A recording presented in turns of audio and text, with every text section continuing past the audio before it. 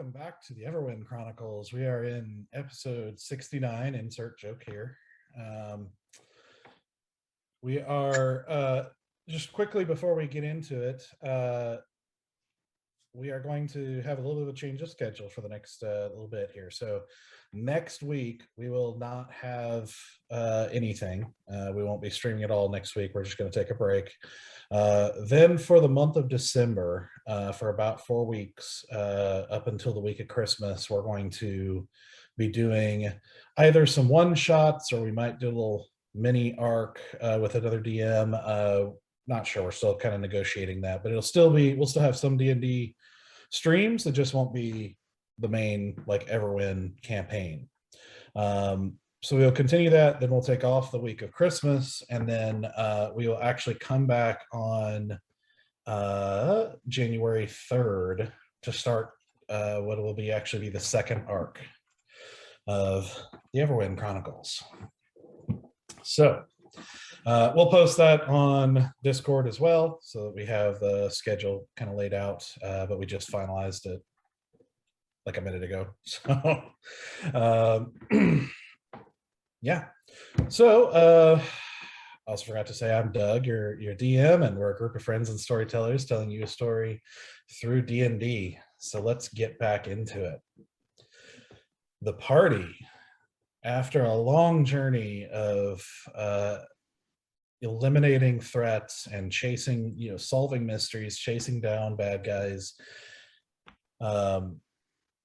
it was revealed to them by the Lady Empress that the big necromancer that had been causing most of these problems was actually their friend, Lord Greenwood.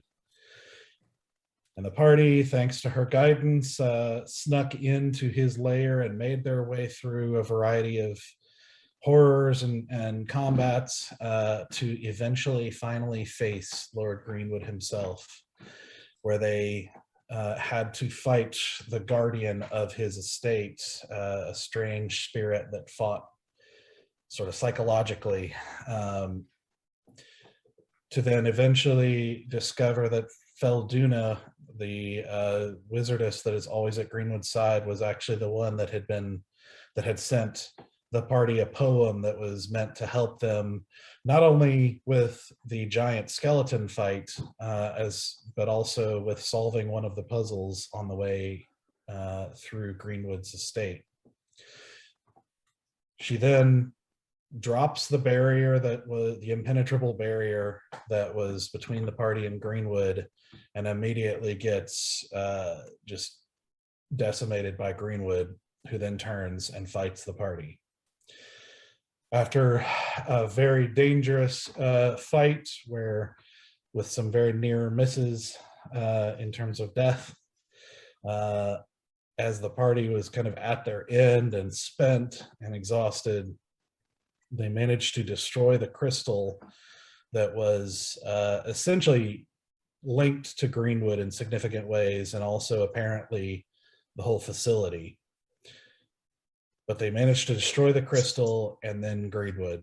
And after he falls, they are met by Hadressa and Trill, who had shown some signs of their own combat as they caught up with the party, as they sort of magically held the room that was now starting to fall apart together long enough for them to gather some kind of key important items and do some very quick looting.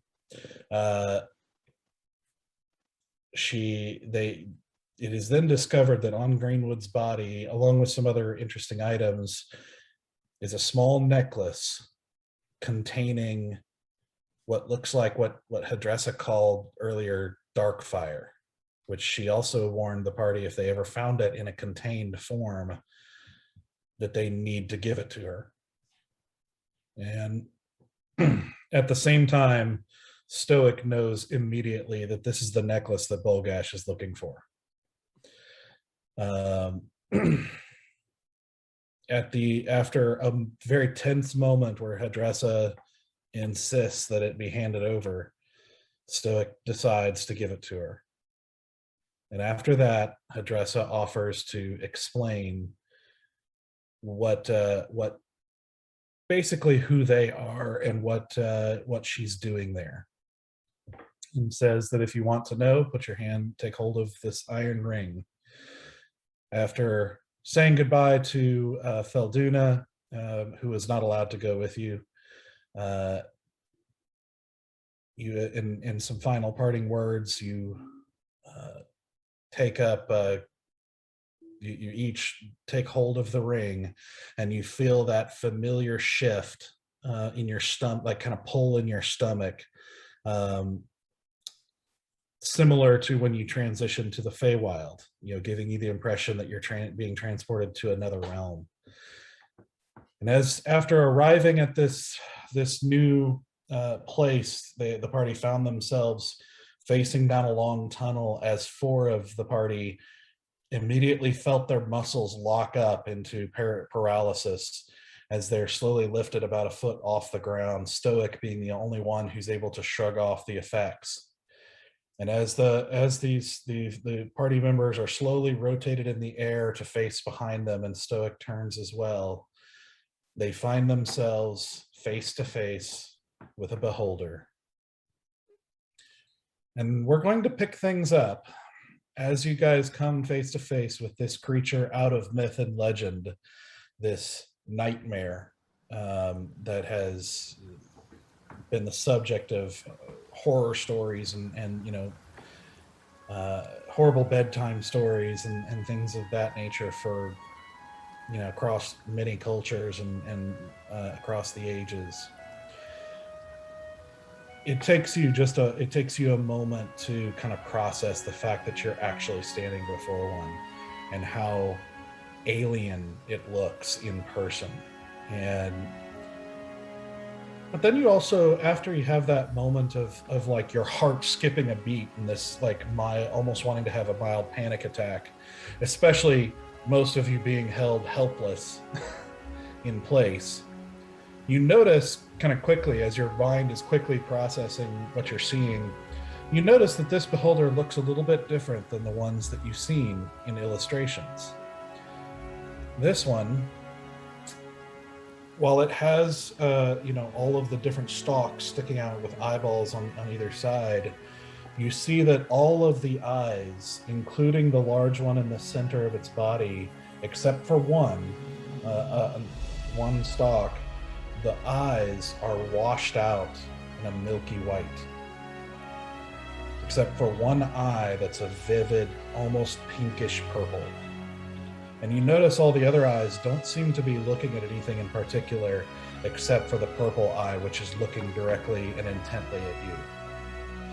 You also see in the center of the large eye, you notice there right in the middle, a long, thin, dark mark with little, kind of light gray, almost cracks, veiny, like cracks, coming out from it, but has been healed over, like some sort of bizarre scar.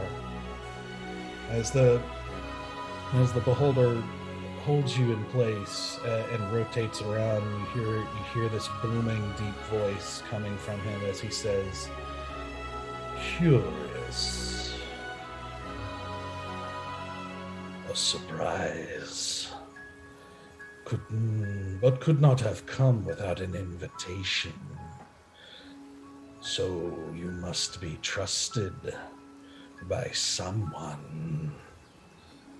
The question must be addressed then. Who?"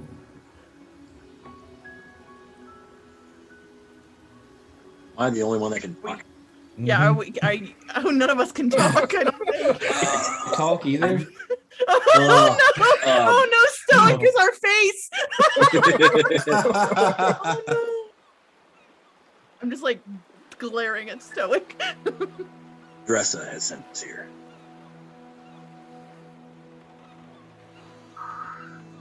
Hadressa.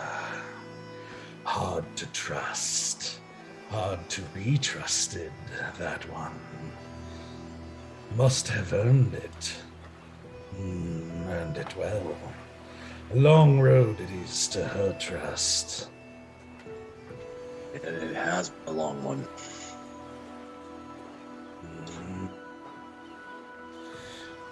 Very well. To be trusted you are, then. Must trust her judgment. She is the most careful of us all. And at that moment, the four of you just feel yourselves released as you drop a foot down onto the ground, now suddenly able to move. You see him, without further ado, he just sort of turns and floats over to the side of the room where you see a sort of half-circle desk with a whole bunch of just things that, like, to you just look like bits of metal and wood and just clutter of some sort. And you see a few of them rise up into the air as he just sort of stops floating over there and starts apparently working on something.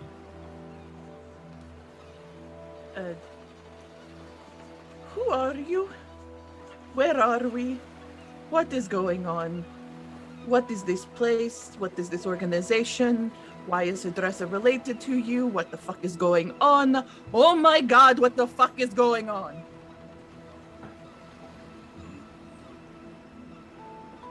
Talkative you are. Like Accurate a child. assessment. I will take that. Again, you read people very well. It is obvious.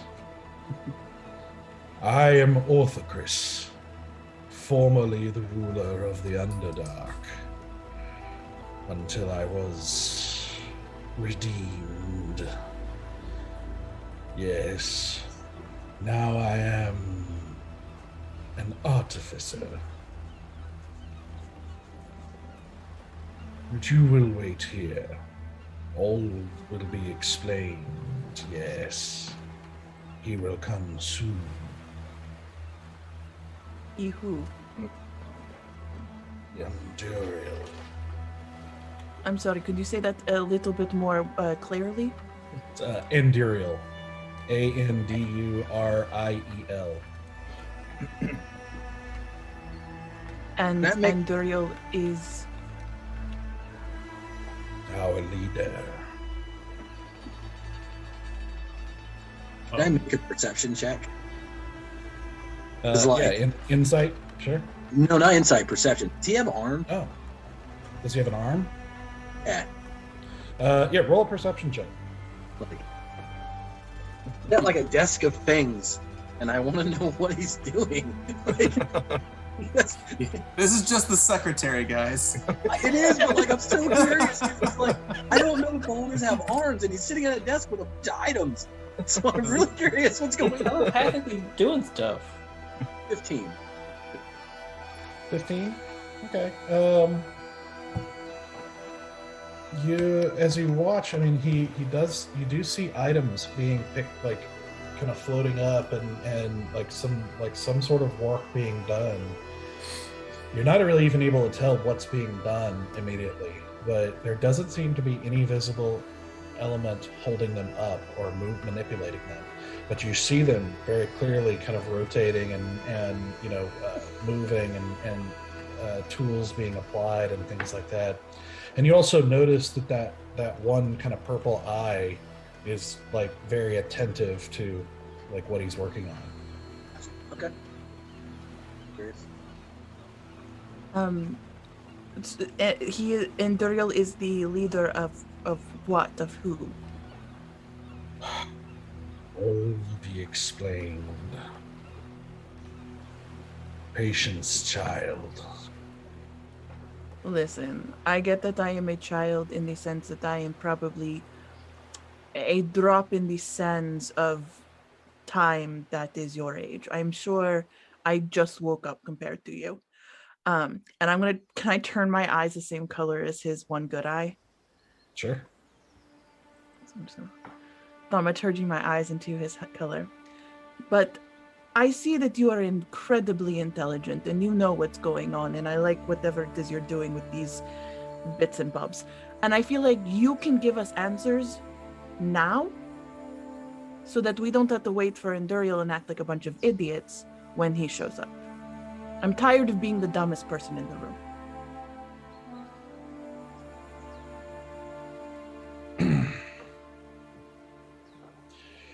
I cannot if you are tired.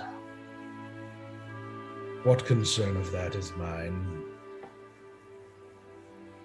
I see what you did there. I understand the nuance that was lost it's the accent, isn't it? He just doesn't respond. Can I tell what he's working on?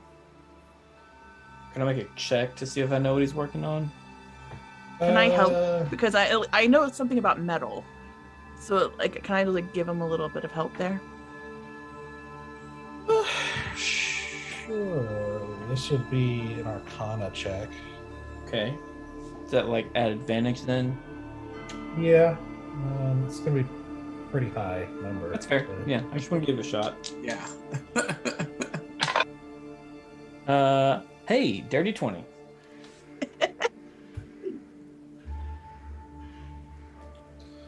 Okay. You see, there's a variety of small metal pieces that you can't really tell what's being done with them. You can see that they seem to have some things like designs or something kind of carved into a number of them. You also see a kind of a longer staff, not like a full-size staff. It's quite a bit shorter. Maybe 3 to 4 feet, somewhere around there. On there, you also see some blades, as kind of like longer than a dagger should be, but not quite as long as a short sword. Kind of somewhere in between there. Like a dirk, like a dirk. Sort of, but yeah, it's just blades, like polished steel blades, not attached to anything, and just kind of sitting off to one side. And a variety of papers with like some like what looks like diagrams and things like that you can't really see very well from here. You just kind of see that they're there, with scrawling and again, at this distance you can't really read anything or see any kind of detail. But and he even told you he's an artificer, so it's pretty easy to figure out this is artificing of something. I'm just gonna go over and look at the papers of like anything that look like weapons, like knives or anything like in that range. I'm just gonna just start until he tells me not to look at stuff. I'm just gonna start looking at stuff.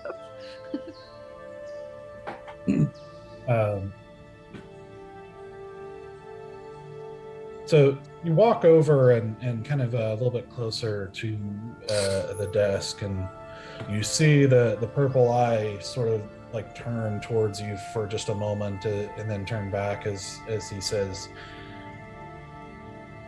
"No closer can be dangerous." Understood. Just was curious on what you're working on.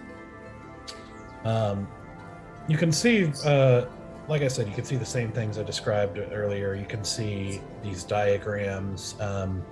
A lot of it doesn't seem to clearly, it seems to be diagrams of different individual components and not necessarily the whole like blueprint of an item. So it's kind of hard to tell exactly what he's working on, but you can, and it all seems to be in a language you don't speak. I don't think you've ever even seen this. You probably haven't seen this language before. So you recognize what it might be. Is there any correlation between Infernal and Underdark? Or are they completely different languages? You mean deep speech? Yeah. No, not really. Okay.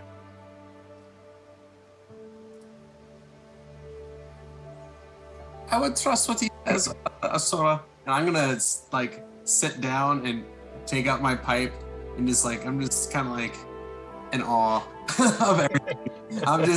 I'm not even saying anything. I'm just sitting here and going like, this is a crazy world we live in. I've seen some stuff, but this is crazy right here. Like, he's speechless right now. He's just kind of like, I'm just here for the ride. Yeah. Well, and you especially would have a little bit better concept of like just how powerful these creatures are and Yeah. what a danger they've been to, like, mortal society for millennia. And how it's these are like, sometimes they're independent, but most of the time they're kind of empire builders. Like they are extremely dangerous, usually very smart, usually very paranoid, very just constantly seeking power, and just almost universally evil. Or at least historically, as far as there's never been anything even neutral about them. Right. Which is a little puzzling considering this one's behavior. Yeah, that's why I'm like really confused. I'm just like, I know what to think right now. but you did, and I'm just like still like looking at these sharp blades without handles on them, and I'm just like imagining like all the things I could do with these sharp blades, like just like not even just like blacksmithing's cool shit I could do, but also like the ways I could stab that one good eye real fast. Like I'm also like processing like if I need to save myself and somebody else, what is the fastest way I can get that stalk off of the big body? Like I'm still super like on edge about what's happening right now. Like I know he said he's cool and he's being cool, but Asura's alert anxiety is like at 122. And I just like am like looking at that blade. I'm just like, so you said the redeemed. How does one redeem the ruler of the Underdark?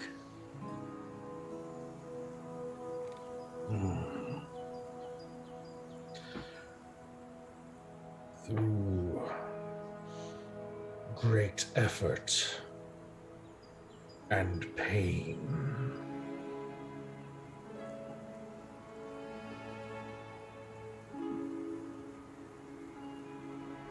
Highly descriptive. Do you wish to know my story, child?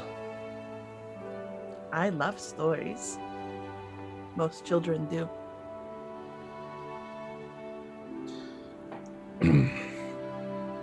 You see him. You see the implements, float back down to the desk as you see the body kind of turn and face you, and takes a moment of willpower to keep your to stay in place as this thing. His intimidating presence and size now turns to face directly to you. Like, wondering if you made a mistake for getting this thing's attention. Yeah, I did. Also, there's like that paranoia of like the whole, like Asura's whole concept is like, I don't like people looking at me. Like, I don't like them boring into me. And this guy is a literal eyeball, and all he does is bore into things. And I'm just like, oh shit. He's like, I'm glad he's got a lot of cataracts, because I'm just like, oh no, that would be too many eyes on me.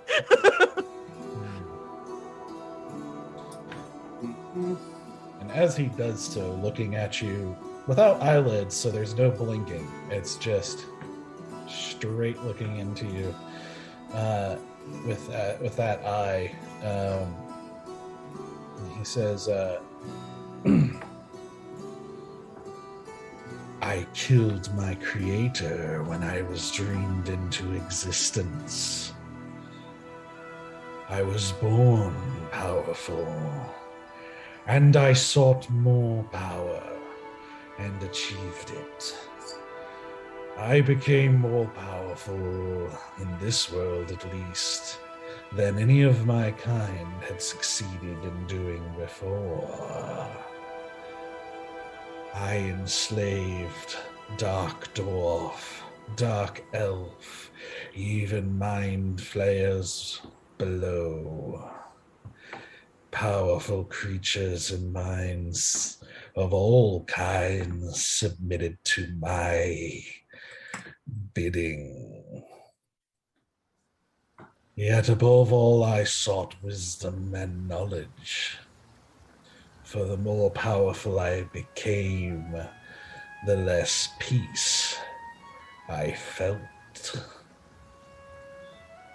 For all my achievement, I knew not peace. So I did what no other beholder has done. I sought out knowledge about our kind and discovered that we are cursed. It is our nature to be paranoid, arrogant, fearful, ruthless and merciless, and miserable because of all these things. I had the foresight to see the emptiness of it all, that it never ended. But there was a being, a powerful being that thwarted my forces. A being that, as is said, can show one their true self. And so I sought her out. I wanted to know if it was possible to change fate, to change my nature. If peace was possible for my kind. When I found her, she told me that there was slim chance, but that it required an item, a powerful item, stolen by the Dark Elves long ago. And so I ravaged their city, crushed their resistance, and took up the Heart Shard and gave it to her upon my return.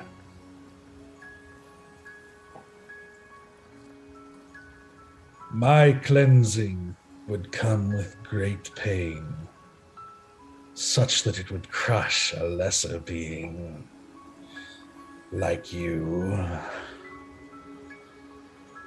It was not just physical, but mental. Humility is the most unpleasant tonic and a cure for the soul. And there is a cost to all things, things that cannot be undone. As you can see by the look of me. And she made me take an oath. Yet, it was successful. I awoke new, no longer plagued by such driving madness and ambition. Never has there been a creature like me before, a beholder remade. I abandoned my empire and went with her, and she led me here, where I have been fulfilling my oath as an Eldrin. Here I am learning, indulging my thirst for knowledge while also learning about this new nature. Learning the value that companions have over servants, the value of such arbitrary endeavors, like laughter. Did you know I only recently laughed for the first time? It is a strange, quaking experience.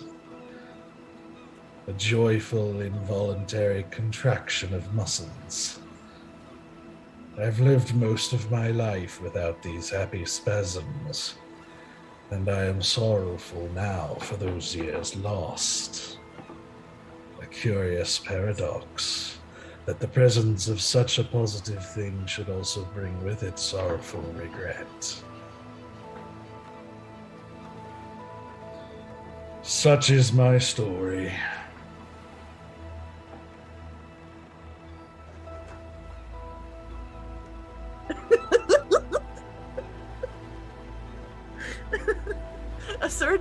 starts laughing because the way he described laughter was the funniest thing she's ever heard. I'm sorry, I'm not laughing at you. That was a beautiful and harrowing story, but I think I needed that laugh too.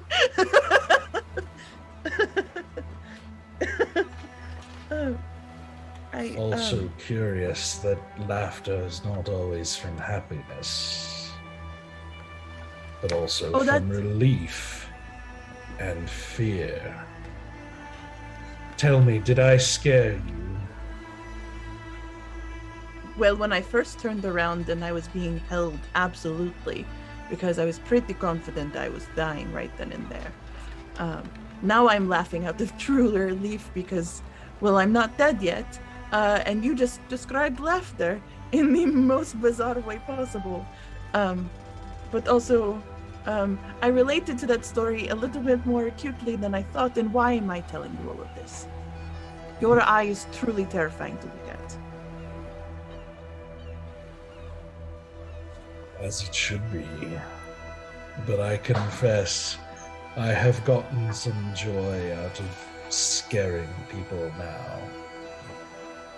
Whereas before fear was a tool, now it is a joke, a source of amusement. Pretty funny. And you can also laugh out of discomfort.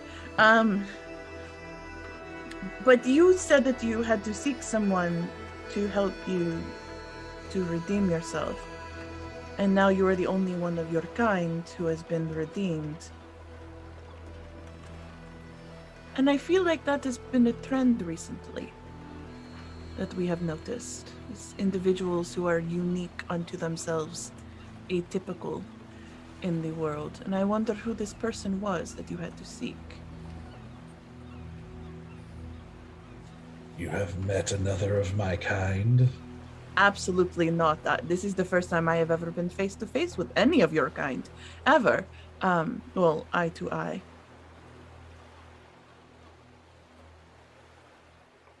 Then what do you mean?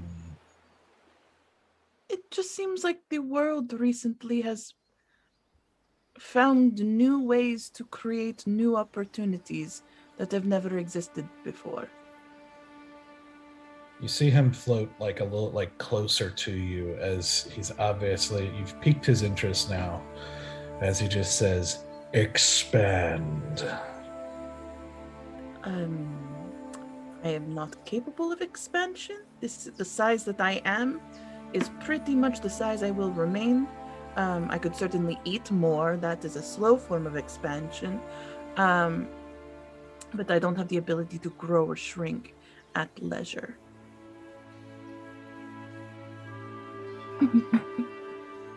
You see his eye sort of like just on the stalk turn towards the rest of the group,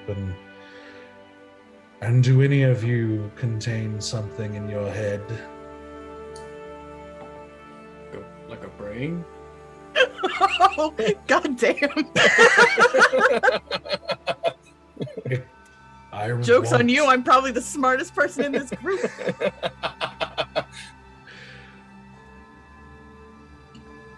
I want an explanation of this, of what she just said. I honestly have no idea what she's talking about. We've met a lot of interesting people. How many one-of-a-kinds are you talking about, Asura? Suddenly I realize I said too much, and I feel like it is not my story to tell. Oh. And I feel like I should not be telling other people's stories. Because that is a personal journey that this person has been on, and I don't want to say anything more.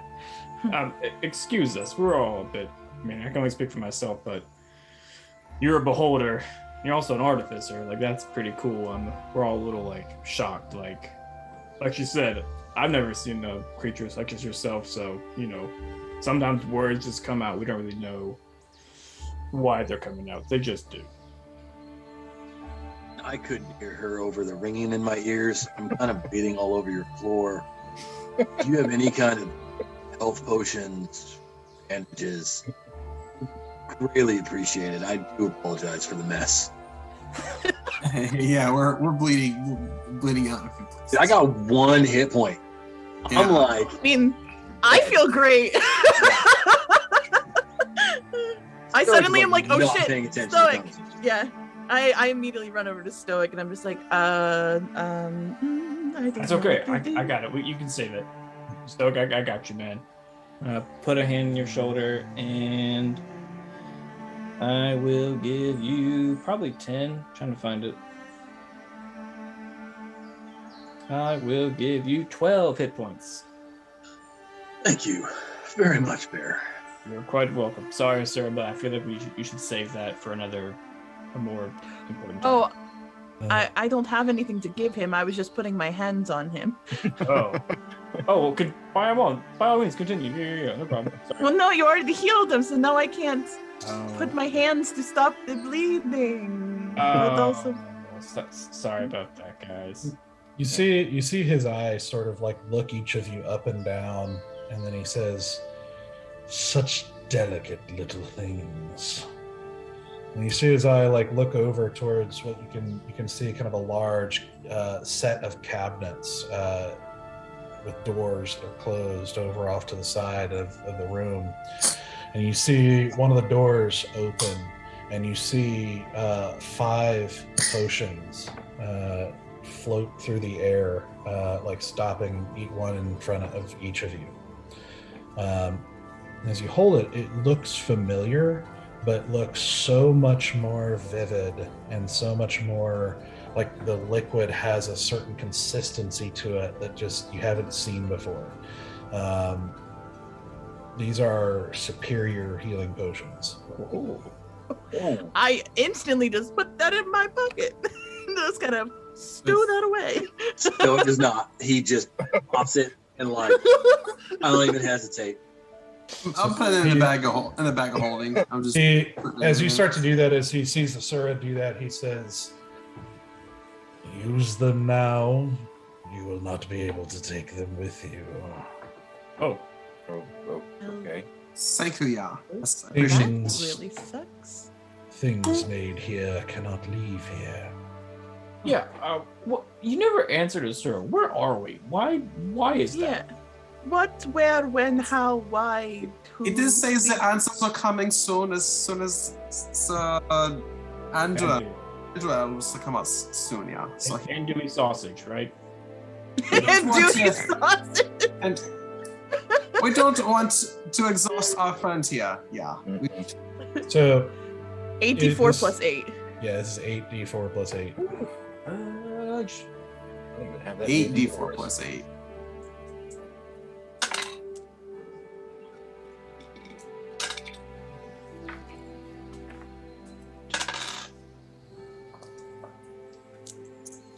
That's a lot of d4s. Sweet. I am still hurt, but on my way there.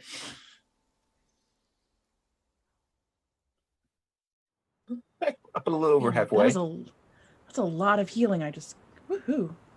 Yeah, as you drink this, you feel the sort of like thicker, like very distinct texture of the potion just kind of slide down your throat.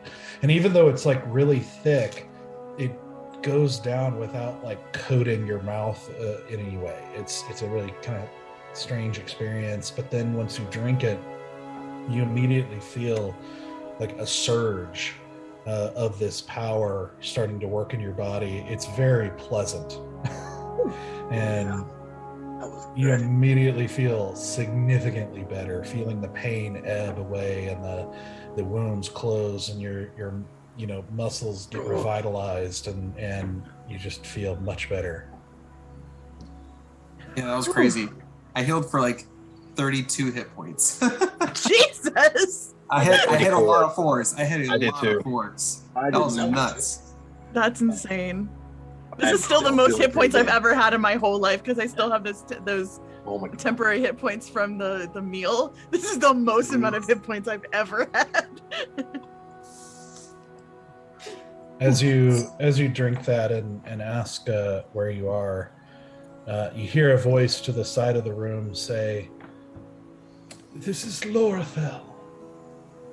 And you turn and you see, standing at the doorway, a little ways away from you, somewhat tall for a human, probably between 6.5 to 7 feet. Like he's just a very tall man, but old, like very old, with a long beard, wearing robes, and looking for everything like every illustration of a wizard that you have ever seen.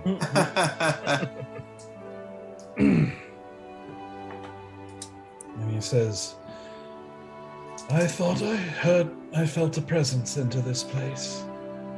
My apologies. Orthocris is perhaps not the most comforting of greeters." Funny. It was a little shocking, to say the least. Surprisingly pleasant. What? He was surprisingly pleasant. I haven't met very many beholders, but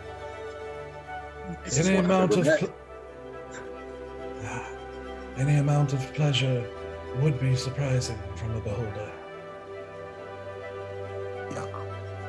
Much agreed. Well, I suppose we should talk, but I suppose first there's an order to these things. These introductions. I am Enduriel, your host for the time being. And if I'm not mistaken, you would be the Folly of the Dark Dragon. Am I correct? Well, I mean, Certainly. yeah, you nailed it. That is our title, yeah. I didn't realize we'd become that famous. Is Lorethil in Carandia? No. Lorethel is quite separate from all other realms. Oh. It is a realm of my own creation. Oh. That's nifty.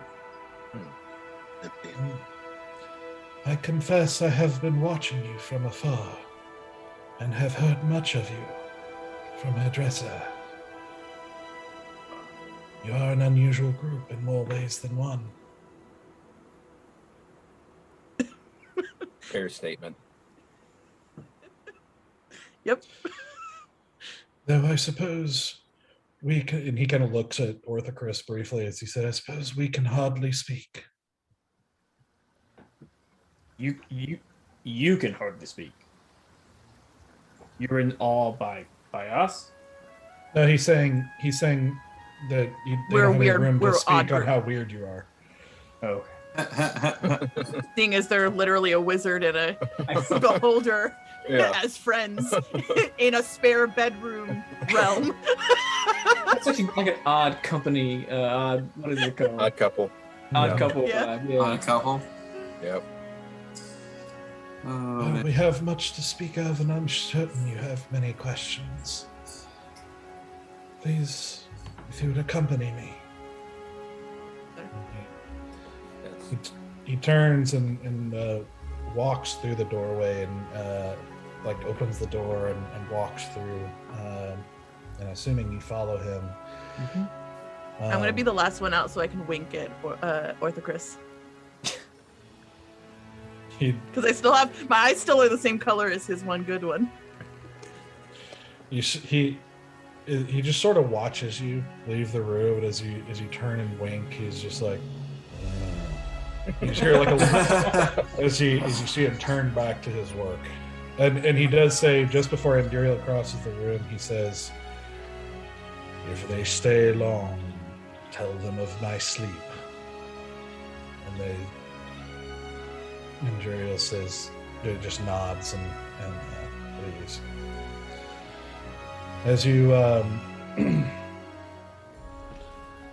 for each of you, as you cross the threshold of the door, which just seems to be a hallway on the other side, as soon as you cross the threshold, your heart skips a beat as you are suddenly standing at the edge of a very tall cliff. The And- fuck? you see, you stop for a second, like there's like a little rock, like falls down off to the side, and then you look ahead of you and you see Endurial just sort of walking through the air, and you see in front of you a little glass, like what almost looks like glass, that he seems to be walking on out over this vast expanse. I immediately am just like, well, I already did this once today. Mm-hmm. Yeah, And I just gingerly put my foot out to feel that there's something solid underneath it, and then just start walking. Mm-hmm. So as you follow him, he leads you kind of across this long glass walkway through the sky, eventually leading, like you pass by huge clouds, and you feel wind, but almost like something is preventing the wind from fully hitting you, so that it only hits, it seems like it's stronger wind, but it's only a breeze when it hits you. So you feel it, but there's no risk of it blowing you off in any way. You see like birds and occasionally and some flying creatures in the distance that you can't quite tell what they are. And eventually he reaches a point where it goes straight into one of the clouds. And so you find yourself walking through the clouds, sort of momentarily being reminded of your time flying through the Feywild, and kind of feeling this that kind of cool dampness of and almost remembering how you expected clouds to have a little bit more substance, but they really just feel like kind of damp air. As you walk through the clouds, as you reach a certain point, the cloud falls away, and you find yourself in the light kind of dims, and you find yourself like kind of looking down momentarily with this sort of dirt that as you make a step kind of poofs dirt in either direction, but it sort of floats for a moment as if it's underwater and then settles. And you look around and you see you are deep underwater, and there are fish, like schools of fish, like swimming by you, as you see coral like just kind of growing up and around you, anemones and different crabs and eels and other creatures. As you look up and you can see the surface far above you with like some sort of sunlight, and you begin to see an incredibly large fish of a sort you've never seen before, with a tail that's flat instead of like upright like the fish you've seen in your life, as you just see it slowly and calmly making its way through the water, like silhouetted above you. But the flying fish from the Feywild? No, this is effectively a whale. You've just never seen one. Okay. So you don't know how to interpret it. Large fish. Big boy fish. Uh-huh. You don't feel water, but it's like you're in this water, and you are breathing normally and finding yourself walking through this as fish occasionally kind of swim next to you and like in curiosity for a moment and then dart off. And you eventually follow him, continue to follow him, like kind of weaving your way through this little trench in the coral like reef here, as he enters through another door, and you find yourself in an even darker area, like kind of crossing what looks like a long like pathway that sort of drops abruptly off on the side, and there's a tall wall on the other, as it seems to be kind of carved into the side of an extraordinarily large cavern that would be pitch black except for hundreds, if not thousands, of glowing creatures floating about in this cavern. And these creatures look kind of like jellyfish in that they're sort of these long discus looking bodies with a whole bunch of tentacles floating off below them with two eyes on stalks poking out from the top. All of them sort of glowing this sort of soft yellowish light color. As you walk and you watch them sort of floating about, and some of them in little caves, and almost like a colony of sorts, like some sort of like there's like caves that they are coming in and out of in the cavern wall. And you see a few of them occasionally notice you and sort of float towards you, looking at you, and you see the glow shifts to a soft kind of greenish glow as they notice you and start to float towards you. And you see their eye stalks sort of looking at you with a little bit more intelligence than you expect, but just obvious curiosity. But you keep walking, and eventually you kind of cross through until you cross another doorway, where he leads you along the rim of an active volcano with what you can tell is heat distortion, but something seems to be shielding the majority of the heat from the pathway, and you can see a little bit of additional distortion like right next to you. It seems like this pathway is kind of protected from what would surely burn you up immediately. But you can see this lava up close and personal as it bubbles up and spurts and kind of is very active and moving quite a bit. And he kind of leads you around behind a waterfall of lava through another entranceway till you eventually you pass through several different rooms like this until you eventually reach a somewhat large round room. And as you enter in, you see 4 what looks like almost like balconies, like large kind of window balcony area, like entryways on these 4 different kind of opposing sides of the room, each looking out over a very different scene. As you see, one looks out over what looks like a mountain side, like a mountain range of some sort, with wildflowers and various life, and it just seems like a very very lush, very like healthy and growing, like height of spring kind of scene. You see another one that's overlooking an ocean with a beach that has large shells and starfish and things kind of dotting the shoreline, as you overlook the biggest body of water you've ever seen, as waves kind of gently lap against the shoreline. And you see the third one has what looks like almost an orchard of sorts, like in the midst of trees that are widely spaced apart, as orange and yellow and red leaves like kind of gently fall from the treetops.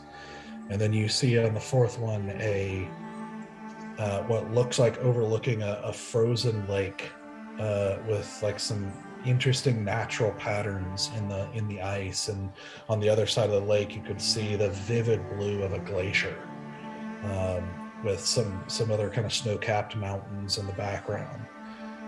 And you see in the center of this room is a very plain-looking stone, like very large, probably 10 feet tall, maybe about 5 feet wide or so, 4 or 5 feet wide, just kind of a pillar of just natural-looking stone right in the center of the room. But you also see a few other shelves with some various elements, somewhat neatly organized, and a desk off to one side. I grab Easy by the shoulder and I go, "Easy, shoot this straight with me. Did we just walk under an ocean and by a volcano and on the air of a mountain, or was I imagining all of that?" I saw it was the same thing, and I was curious how I could smoke my pipe under the water, but it happened anyway. No bubbles came out, it was weird. Yeah, you are just as... My puzzler is just as puzzled as your puzzle, yeah. Oh, I was actually kind of hoping you'd say they drugged me. This seems worse for some reason. Well, this is a bit of magic well beyond anything I ever would even dream about. This is beyond me. I am at a loss, but yet still intrigued to find out what happens next. But I'm already beyond myself. Sure we didn't die in that fight? What? What? Are we sure we didn't die in that fight? I did die. That's the thing. But I came back. Well, not died, but I was knocked So unconscious. did I. You were unconscious too? Maybe we never came back. I Maybe don't we know. just like... Would explain a lot. Valan, did you go unconscious? It would make No. sense, yeah. Speaking of fight, did we just leave Greenwood body back with the boulder? Actually, he's still with me. I think he's Yeah. on my shoulder. Okay. Just walking the whole time. Okay, just making sure somebody's got him. Yup. Weekend at Birdie's. Uh-huh.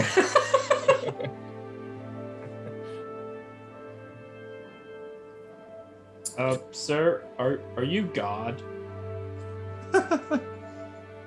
You see kind of a soft smile, and he says, I might have wanted to be at one time, but alas, I am but a man. And I can assure you, you are quite alive. Though I admit this is a very unusual experience for those who have not seen it before. Lorthel is a realm of my creation, you see. And it has been built over many, many years. You've seen but the surface of it as we have walked here. But it is an intriguing walk, wouldn't you say? Most indeed, yeah. Most indeed. Well, I imagine, as I said, I imagine you have many questions. But I imagine one of the first of which is who we are. King. Yeah. So allow me to tell you a story. And you see, kind of over on one of the walls, you can see what looks like a large blank parchment, like a large paper of sort of just slightly brownish color. And he kind of leads you over, and you start to see very simplistic illustrations start to appear as he talks. Just sort of, kind of like if you've seen the last Harry Potter movie, when it's illustrating the story of Death and the Deathly The Hallows. Three Brothers. Yeah, The Three it's Brothers, very yeah. like simplistic, like stick figure, like like very simple, minimalistic illustrations Mhm. that are illustrating as he talks. And he says, in the before, there was we must start at the very beginning to fully understand. But in the before, there was the one without shadows. And he gave birth to twins, a brother and sister, named Ever and Wind. And these twins danced before the one without shadows. They were his children, and their dancing was of such pure heart and such pure joy and peace, and everything that embodied the one without shadows, that their very dancing gave life. They danced throughout the cosmos, spinning worlds into existence and breathing life into these worlds. And they bid these new creatures to dance with them before the one without shadows, that they would share in this peace and joy. And in this time all things were one. Such beautiful and powerful forms of life, we have taken to calling them ancestrals. Such life for whom anything was possible. Yet there were 7 of these who came together and decided that they did not want to work with the twins upon creation, but rather wanted to consume it in order to gain power. They said to themselves, why should we work with the twins when we could be like them?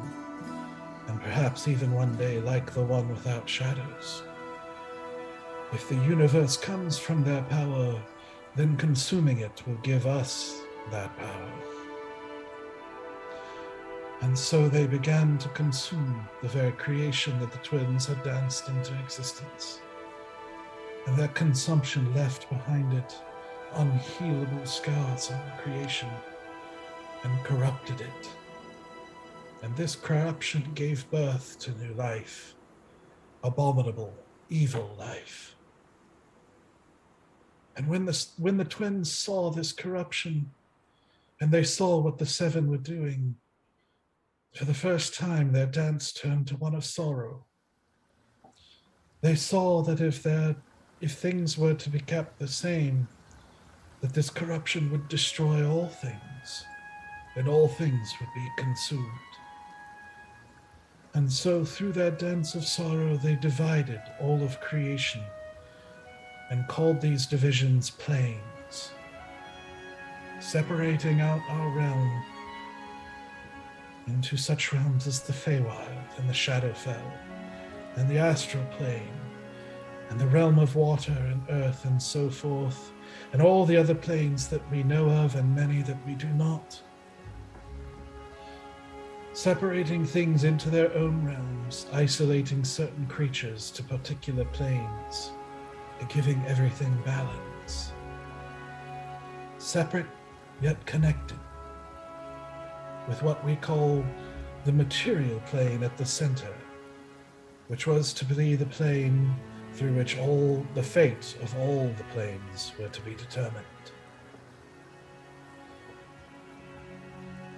And the twins then cast the 7 out, but one of them fell, and cast them out of the known planes so that they would not be able to consume this creation. They then set a veil in place between the realms, and there were those chosen to maintain this veil and protect it, for they knew that if the veil fell, and the realms were allowed again to become one, it would result in chaos, and ultimately the destruction of all things. Those chosen few who were determined to protect it were called the Eldrin.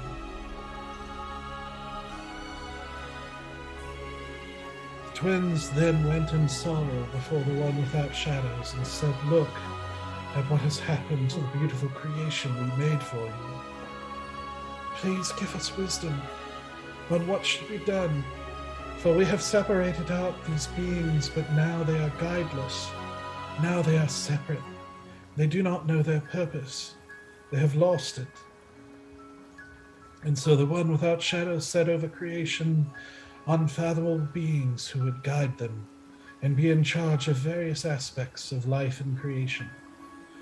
One over life, one over death, one over love, one over hope and luck and wealth, and so on and so forth.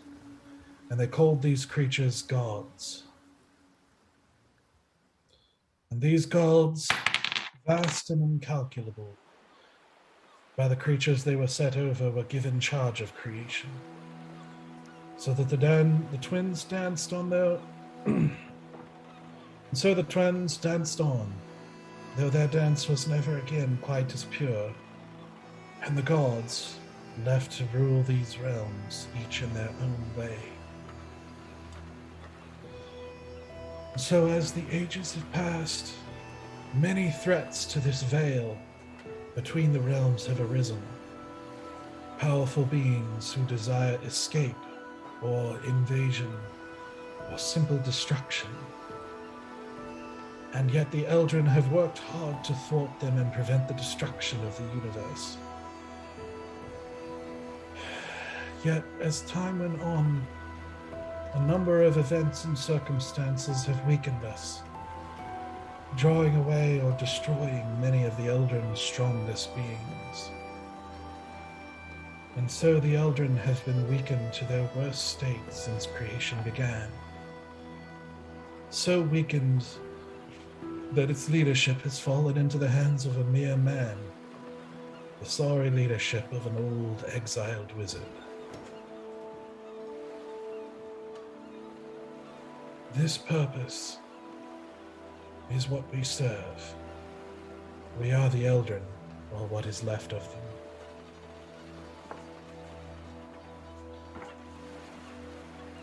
It is one of the most important purposes in all of the universe.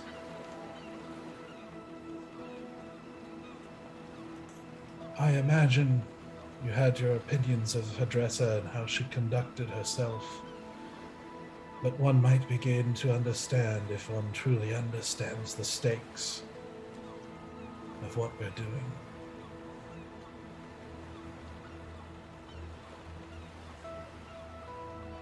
Hadressa does her work and does a variety of things. And what many of our members do is keep an eye out for those who might have the will and integrity to join us in this purpose. Though, to be honest, Hadressa herself rarely sends anyone here. And so it is surprising when she does. You must have made an impression.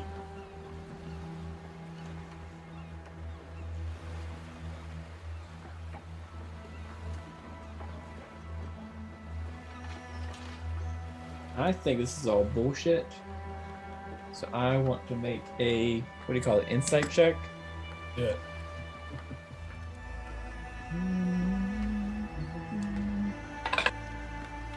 Damn it. Whenever it counts, I always roll terribly.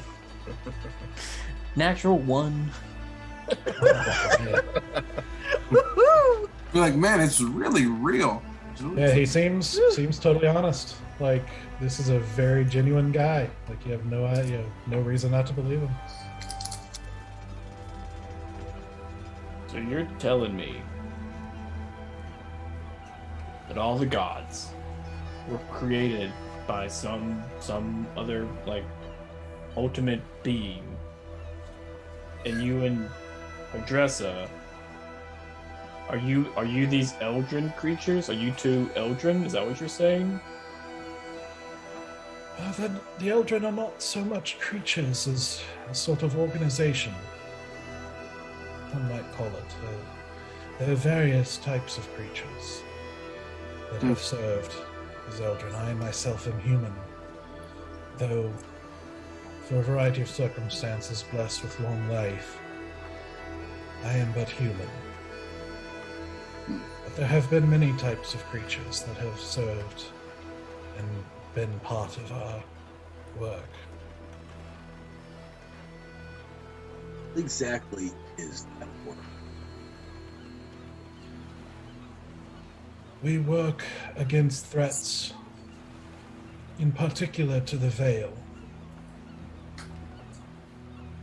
But it is not an exaggeration to say that we are working to protect the universe itself. For if the Veil is torn too much, if it were to fall, if one knows much about the planes, one can only imagine the destruction that would occur. And who is it that threatens the Veil? Is it the Seven? Or is it just random evil in general that you fight against?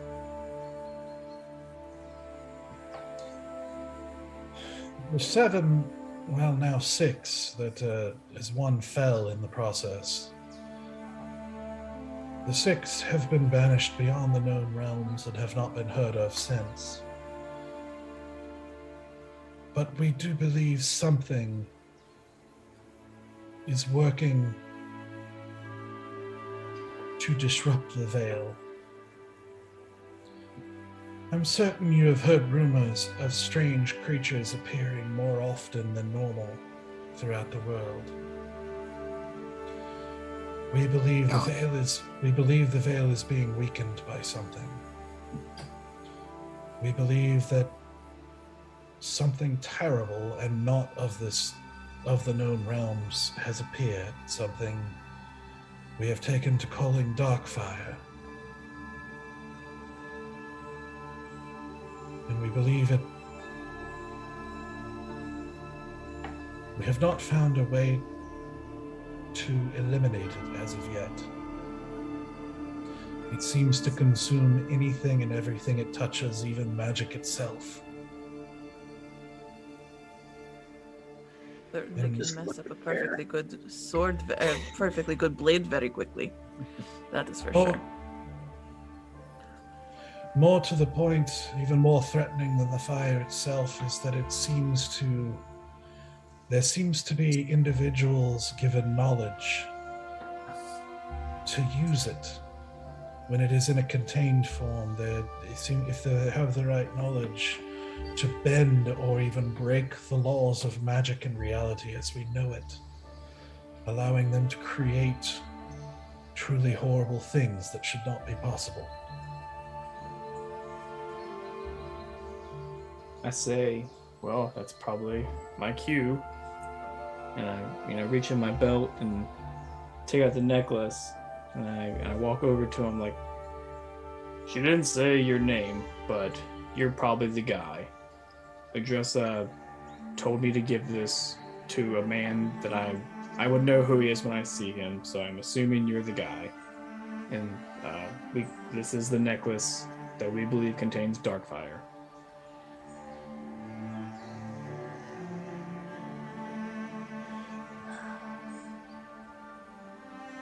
So she found it.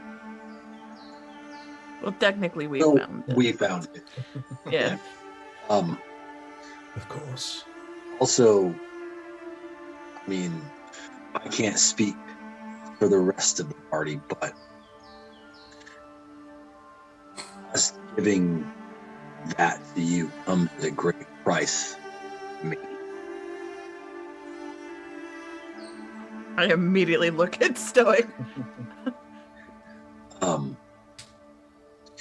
You guys are aware of my particular situation with Dash. Let's not say his name out loud. I would very much like to never hear it. I'm hoping we're in another realm and it might be safe. Sir, have you heard or know of Devil Bulgash? Do I specifically know about the Devil Bulgash? Not, Have I heard you're this? asking him. I'm asking. Oh, the never mind. man. Yeah. And sorry, you would not. No idea. Okay. He says, well, first, I can assure you, you are quite protected here. If you do not believe me, attempt to cast a spell.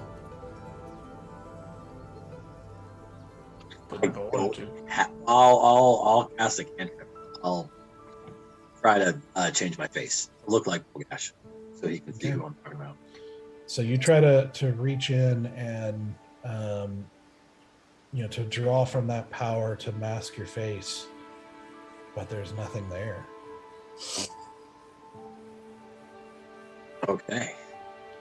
You will find that this realm is quite protected from outside influences. If you are drawing power from this Bulgash, you will find it quite impossible here. That makes me feel better and worse at the same time. So this Bulgash kind of owns my soul. It was due to not reading fine print of a contract, and honest mistake. Needless to say, I am now no longer in possession of my soul, And that necklace is the price to get it back.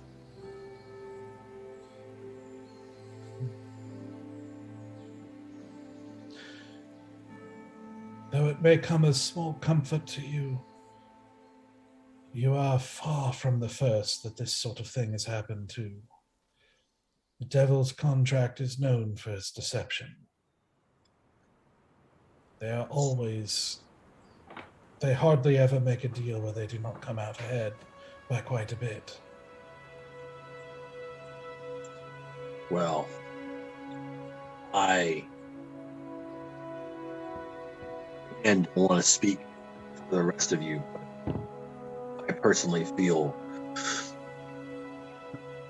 you're the better person to have this. But I think you need to understand that the cost I am paying to put it in your person.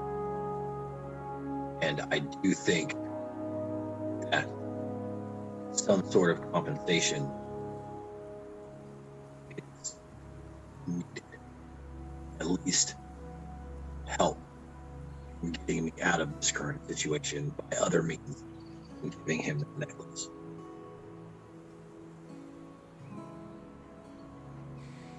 I mean, you build a realm. I'm assuming you may have knowledge we do not, and you may have expertise that may help me.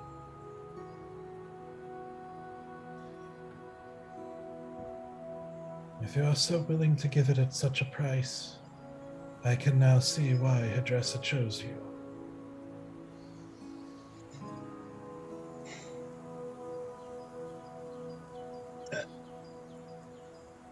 I do have sparse ears within the Nine Hells, but I have not heard this name, and that is concerning. It takes a very powerful creature to take on a warlock.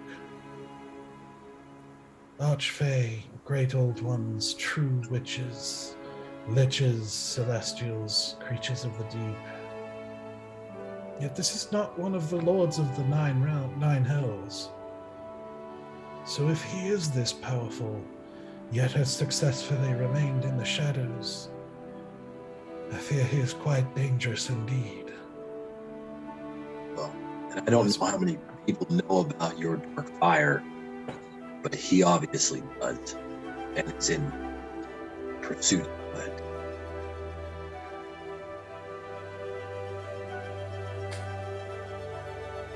You must be very patient and clever. But I can assure you, a devil of such power should not be allowed to have such a thing.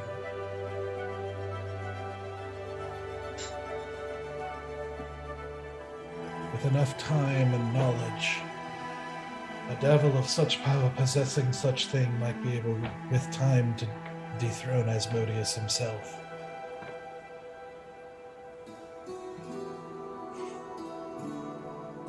You are right not to give it to him. There would be many, many, many more souls lost.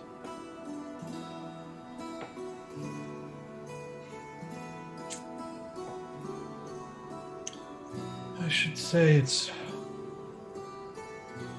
Devils present a bit of a conundrum.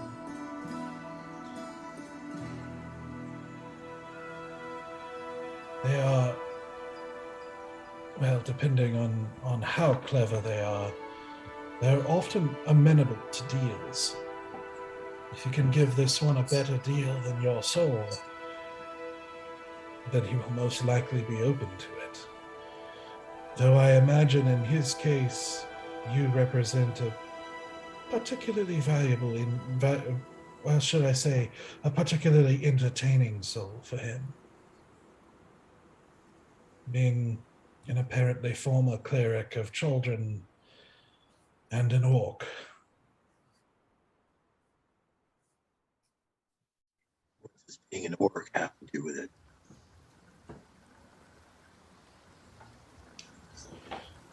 Well, without going into too much detail, it has to do with the origin of orcs. They originally came from the abyss.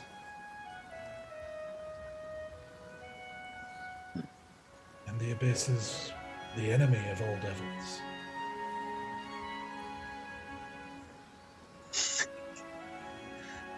I shake my head at Asura. I see the smirk and I shake my head. Asura's just like in her head, like whatever the equivalent to Romeo and Juliet is for like.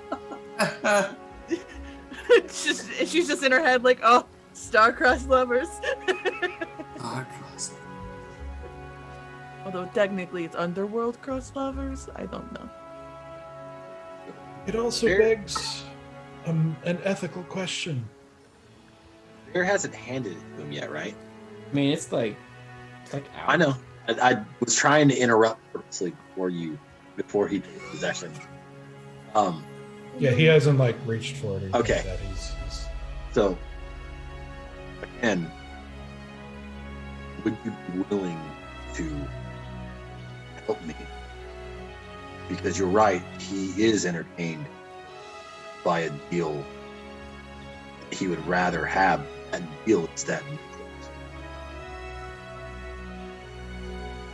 it seems to be the only thing he's willing to trade my soul for. And I can't put my life, as much as I want, in front of how many others may die if I make that decision. I may not be a cleric anymore, but I've not lost my moral. I need to know that we will receive help from you in this matter. It is as I was saying that dealing with devils presents an interesting moral conundrum. For if we are able to give him something of greater value, the question then becomes, do we want this devil to have it? You've never heard of a way to break a double deal without making another? My apologies. I thought you already knew of one and had opted out of it. Are you not friends with the priestess of Ixie? Some of us are, as I look at Valan. We actually had planned to have a conversation. I'd step forward with her about this particular issue that I was going to convince Stoic to come to without him understanding why I was asking for him to come with me on this journey, to which we would then basically have a bit of a intervention of sorts to have a conversation about the very thing with our dear sweet priestess of Ixie. You We just hadn't gotten that were far. waiting to save my soul and didn't tell me. I literally had the conversation with her like 5 hours before we went and did what we were going to do. And I literally told her, hey, I'm going to bring him tonight. And then we got back and then they were like, hey, we're going to go to our kill to have our little luncheon. You should come with us right now. And then I was like, oh shit, I'm supposed to have a conversation with her. So I immediately went back to her and I said, hey, we're going to see you once we get back from our luncheon with our new king. And then, you know what? We found out he was a bad guy. I literally had not had a chance to have this conversation with you yet. Because in the 12-hour span, the whole world blew up. I'm just gonna put this back in my pocket. Let me know when you guys are done talking. So, no, I don't know if there is an actual thing to solve this. That is why I said, hey, we need to talk to her when we get back. That was the literal thing I told you before we got into this big mess, when we were still in the tent. I thought it was about her physical abuse towards me. I didn't Well, realize. absolutely not. She 100% deserved to hit you. She didn't. No, I don't like abusive. I do like abusive sometimes. Listen, it is a complicated conversation, and when she hit you, I had complicated feelings about it. So we're going to talk about that part of that later. Sorry. Or, no. Some of us are friends with Ixie. I do not know of another method. The problem lies within an eternal law that the devils are allowed to make deals for souls as part of their war in their eternal war with the Abyss. They must recruit souls to fight for them. And so they are allowed to make deals. If I understand correctly, Ixie made some sort of statement when that law was made to allow for luck to play a part in those agreements. So I think it best to seek her if you want a way out. But otherwise, it will be a matter of negotiation. You will have to find something he wants more, and then answer the question of whether you want him to have it. Before I'm answering that question, currently, which where I will not intervene, because I know it is the right choice. I'm running out of options.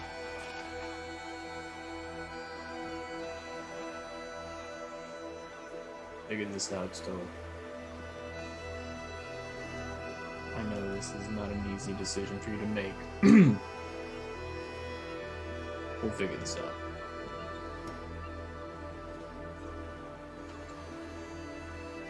And I look over at Anduril. And you can destroy this. And you can either keep it away from bad people, but hopefully you can destroy this. Are you confident that you can destroy this necklace? No. Well, I don't The know. unfortunate truth is that we have not yet found a way to destroy Darkfire. I can destroy many magical items here, but Darkfire we have not found a way yet. I just want to make sure. I'm with Stoic. I do feel like you are the better of the options, but I just kind of want to, since this is on the table, I just really want to make sure this is the best option. You can keep this out of bad people's hands. At least tell me that. No one can come to Lorthel without an invitation.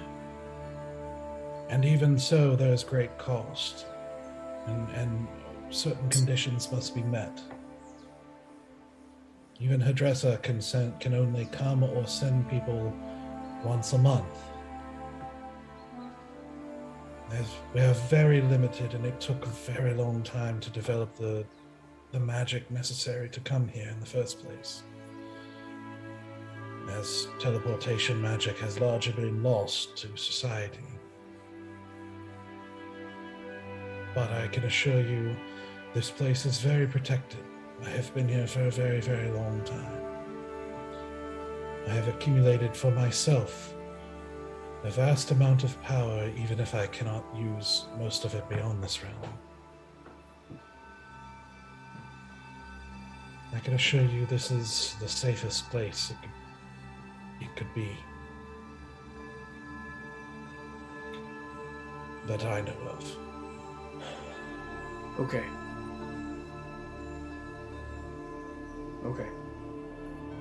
And I reach back in my pocket and I look at it this is the right decision. And I hand it back to him. Precious. He pulls it back to himself. That's what I'm waiting for.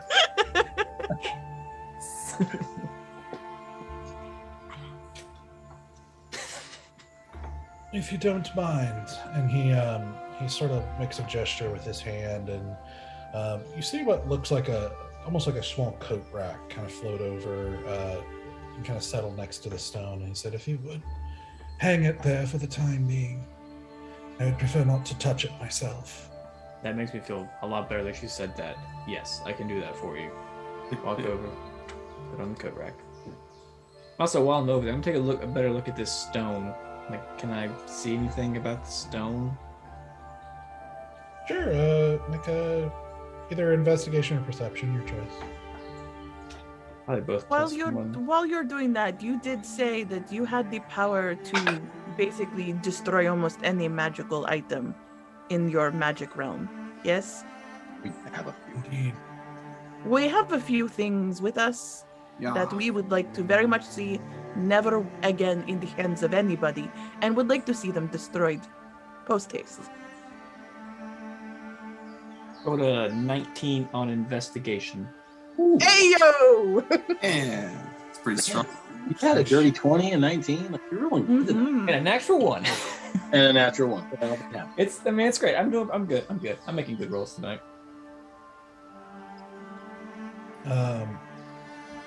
So as you do, you take a very close look over the stone, and it looks very natural. Like, it doesn't look like it's been carved. There's no symbols or writing on it.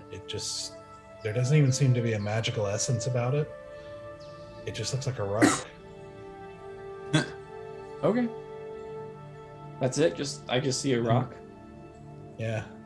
And he notices you, like, kind of looking over it, and as you place it, and he says, "I can assure you, young bear, it is only a stone. It is a reminder of sorts.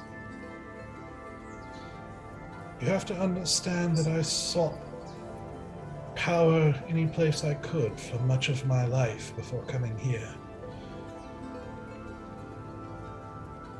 And I converse with this stone occasionally because stones are typically very content." I once made a deal with a rock before. That's an interesting story. I should like to hear it sometime. I will definitely tell it to you. But this stone has no needs or desires, no ambitions. It is quite content where it is at all times. And I feel it is a good reminder, a good thing to have around. Don't quite follow you, but that works for you. I have a question. Who created the dark fire? That we do not know.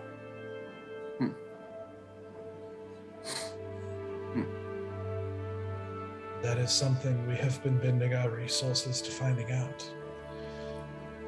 It is why Hadressa went to Carandia.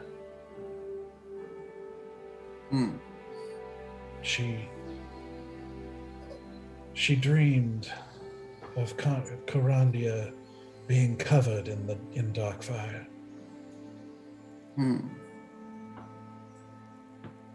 Is this the first place you've found the dark fire? Is Carandia? It has appeared in various places. We found it before in a contained form, though that owner is now dead as well.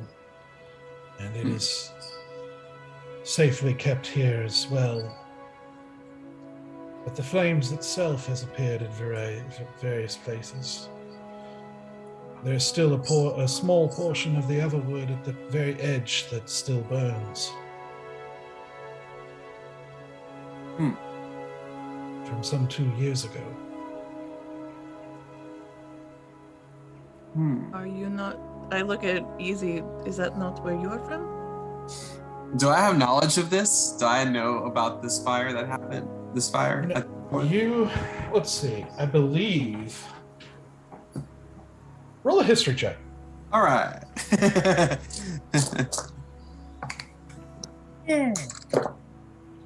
All right, it's a 17.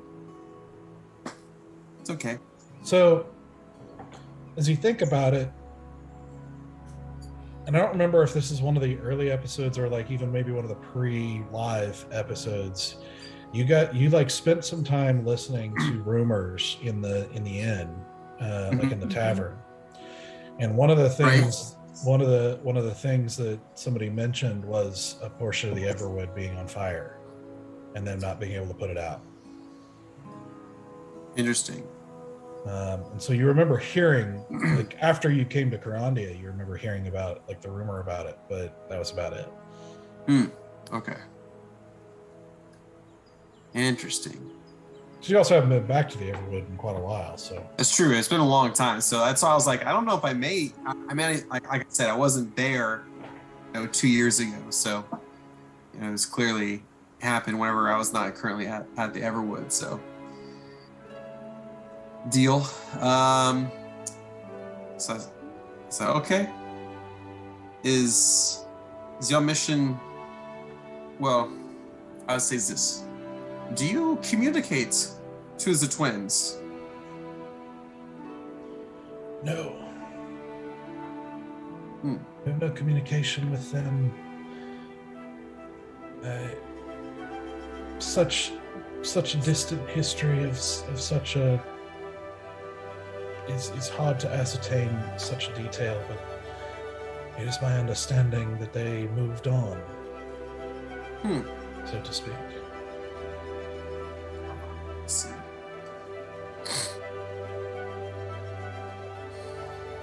I don't want to get much of a side tangent, but when we found Blackfire in the resurrection room, the mission that we did for what's her name? The vampire. For Empress. Yeah, now we know that she's a vampire lady.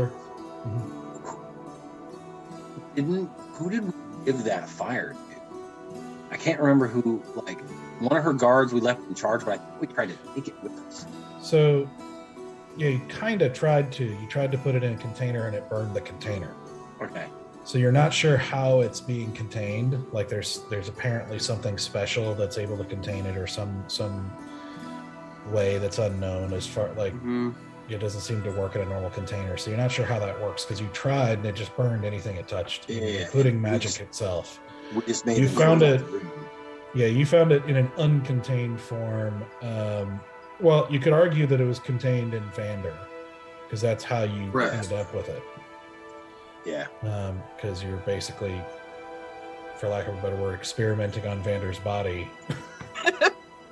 Listen, you said there was something burning in his chest, and we idiots ooh. Yeah, you could see that it was basically contained within him. Okay. But we gave it to the head of the silver snakes, the metal steel snakes. Metal Gear Solid. Yeah, solid snakes. Did we well, you left them to guard it, because you couldn't really do anything with it. But. And then we told Hadressa about it when we got back, and then Hadressa went out to. Okay. Yeah, who went down there to check it out. Okay. Yeah. I was just trying. I wanted to make sure that we had closed that out. Yeah, right. I had told Hadressa about it because I inherently trusted her in a way that I probably shouldn't have. But here we are. Hey, your judgment was way better than ours in Greenwood. So. Yep. I still think it's the funniest thing that I put in that message. I was like, what if Greenwood was the bad guy? I just said it casually inside one of our channels, and then it turns out. Oh no. Yep. Oh no.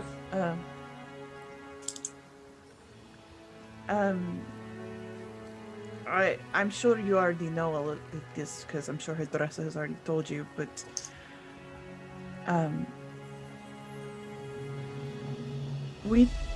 I look at the guys and I'm hesitant to say anything, but then I'm just gonna say it. The reason we are all together in the first place is because we had a common dream.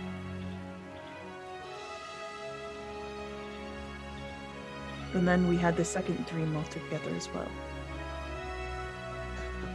where we ourselves met twins who were tortured and manipulated into becoming terrifying individuals, and that very fire was put inside of them.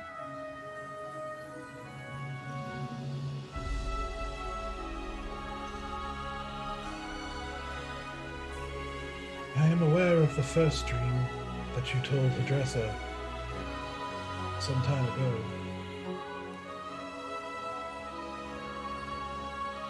Would you be willing to tell me the second dream?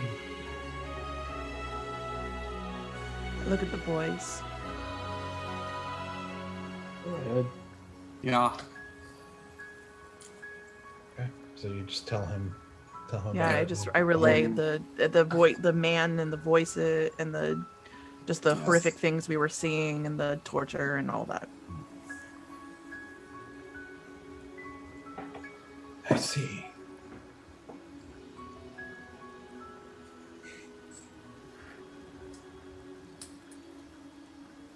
Wizards can be such trouble to the world.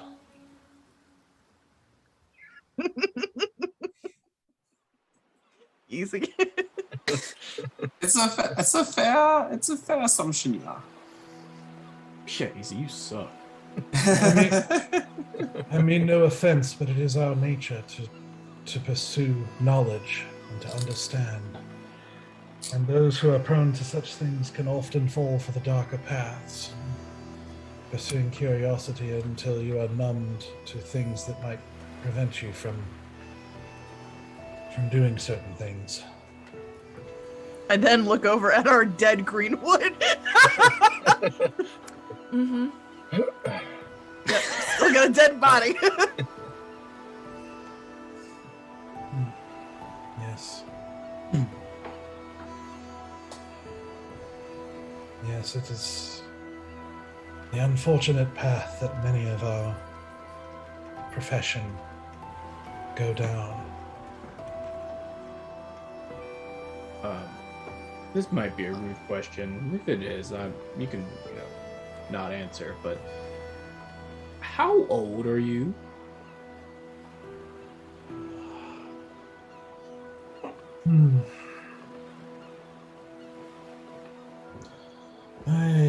It has been a long time since I've thought about that question. Oh, I suppose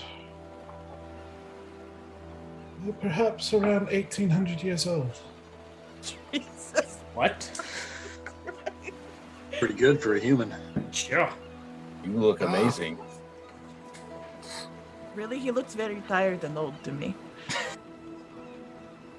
Acquiring the means of long life was part of my own journey towards power. One that I am ashamed to say was not good in and of itself. That is why and how I ended up here for the last 1,000 years, and why I cannot leave it. But that is another story. There's so much. You've just opened a whole other world of questions that I know we can't go into right now, but I could spend weeks just asking questions at this point. Suffice it to say, I was very ambitious, and I sought many things that I should not have sought, and made many mistakes. And in repentance, I put myself before the Eternal Court and struck a deal in order to come here and serve out whatever remaining time I'm given in service as one of the Eldrin. What is the Eternal Court? I feel like we've heard that before. The Eternal Court it makes laws for the beings that govern this universe. It is the court that decided that Asmodeus could recruit souls in the Blood War. It is the court that deals with higher levels of crime, shall we say. I am the only human to voluntarily stand in it. So, do you have sway with them? I would not say so. I voluntarily stood there in judgment after realizing how wrong I had been for so many years.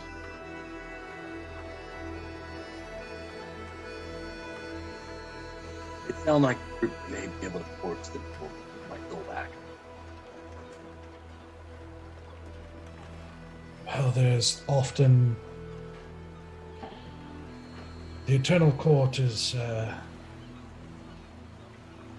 there are often gods in attendance. Might be a little unpaid. It was Chaldern and Morin themselves who I struck the deal with.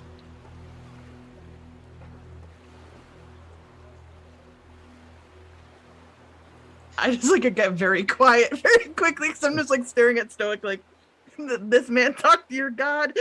Yeah, I'm like, I don't know how to think about this. Strong flex. Yeah.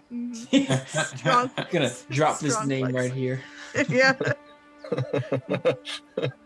Suffice it to say, I will live with regret for my previous actions for all eternity, but I am doing what I can to live out my own redemption.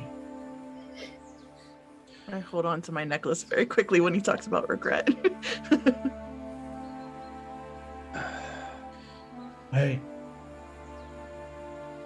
For as jarring as this experience can be, you will quickly find this place to be a collection of misfits. We'll fit right in. Perhaps so. None of us are without mistakes. None of us without imperfections, or our own demons we must guard against.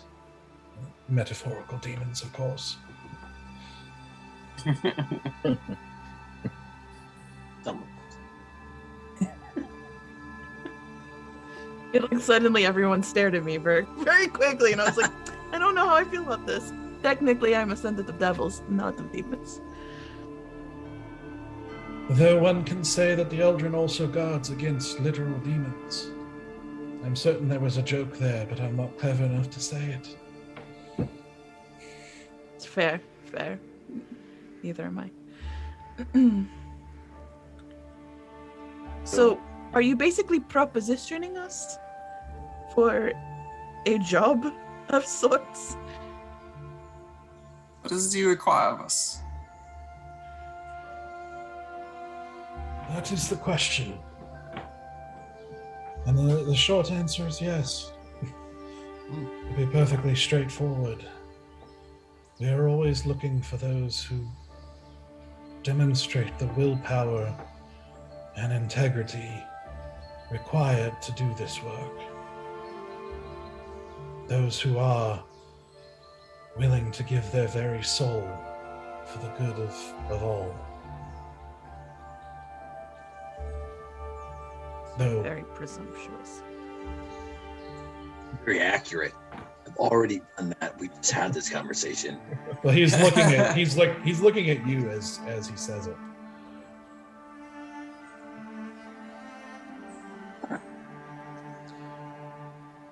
To be more specific, it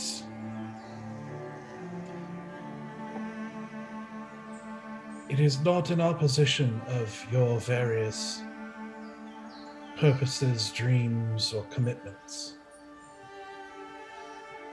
One could even argue that most of your purposes are served by ours.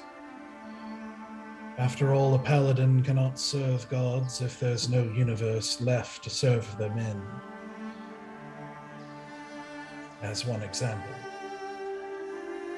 And we are not so controlling, no offense, we are not so controlling or demanding as a paladin order, for there are many ways to fight, and many ways to wage this war. But we need those who have such integrity and such determination because of the nature of the enemies that our universe faces. I don't mean to stop the praise that was kind of like secondhand given based on that conversation, but you do realize that we are called the Folly, correct? We are literally a bunch of idiots bumbling around in the countryside, happenstancely doing good in the world, with literally no idea what we are doing, and are literally the last people to learn about key pieces of information. And I look at Greenwood like this guy being a baddie. But in our defense, we are effective. Sure, in that we are dumb lucking our way through almost every situation we come across. Bear was literally on death's door. You were literally on death's door. And we just somehow managed and then I look at the arrow that's probably still lodged in the back of this guy's head. Just to shoot this guy in the back of the head. We did. And we do it consistently. And folly is, after all, a subjective term. I can assure you that Lord Greenwood found everything that you did and believed in to be folly of the utmost sort. You will find even Hadressa probably finds many of the ways you do things to be folly. Yet, when the test came, when the time came, you repeatedly put your lives on the line to do the right thing, to protect those who could not protect themselves, to set aside and freely give up power when it was given to you, simply because it was the right thing to do. That is the utmost of wisdom.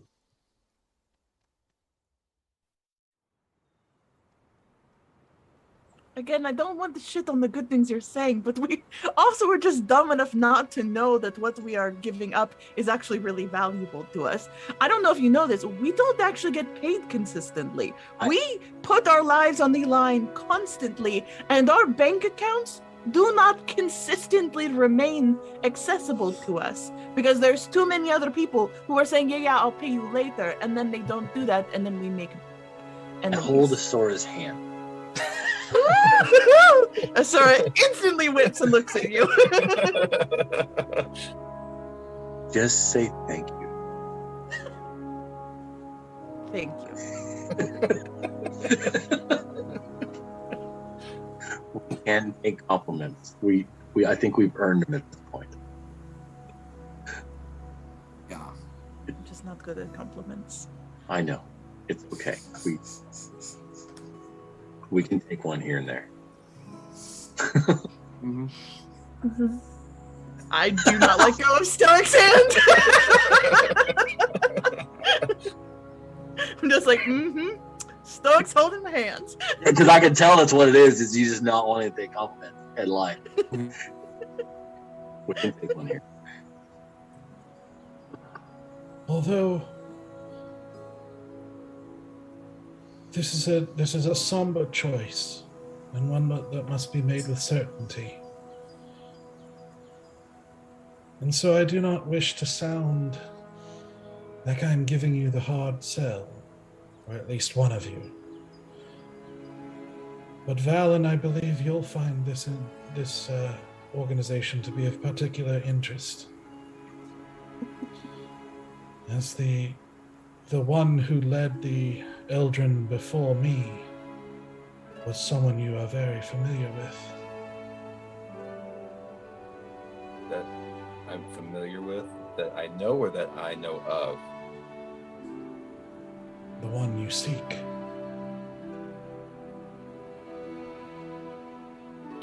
Oh. His Valan's whole disposition changes. It's he's been very kind of upright and stiff this whole time, and he just kind of loosens. The leadership of the Eldrin was passed to me by Hera, the Emerald Dragon. And that's where we're going to take a break. 1800 years ago, 1,000 years ago. Oh no. I was listening, I'm like, he might know Hira. That's right around that time. So yeah. Oh, so much juicy detail. Oh, if he hadn't brought it up, I was going to bring it up at some point. Interessante. Yes. Indeed. Quite the turn. So let's take about 10 minutes and then we'll come back and keep talking. I love that. Like we're finally getting into some meat. I know. Yeah. All right, welcome back. So, leaving off just as Duriel lets the party know that the Emerald Dragon himself was the leader of the Eldrin and passed leadership off to Duriel. And that's where we pick things back up.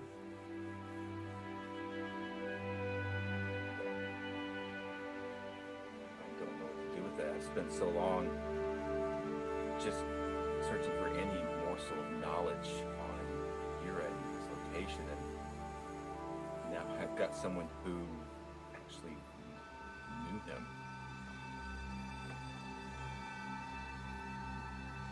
I did for a time, though he, like I, was quite busy without work.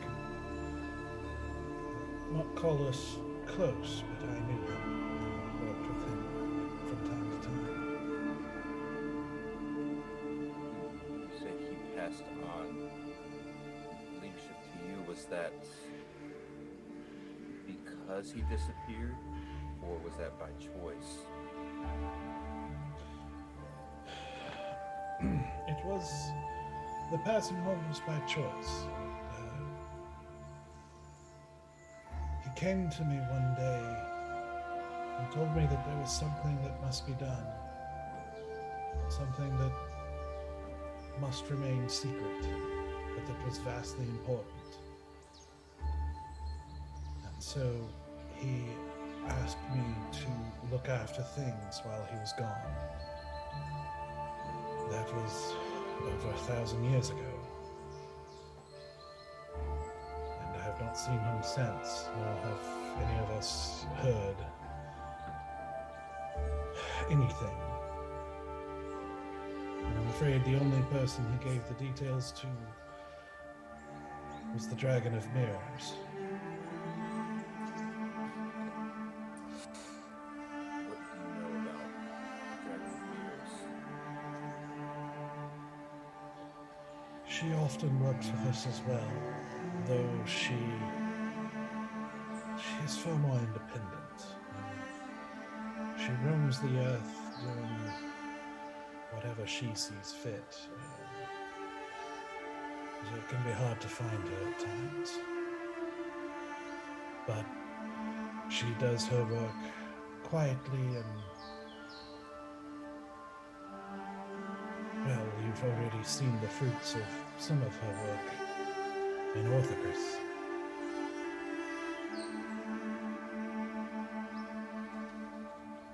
Oh.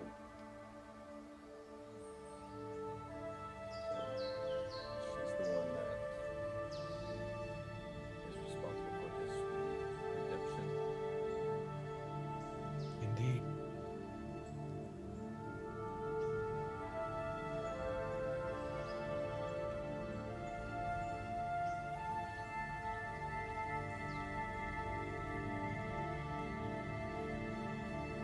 I don't know how much clue behind this story, but the only reason that I'm looking here is because I had a vision.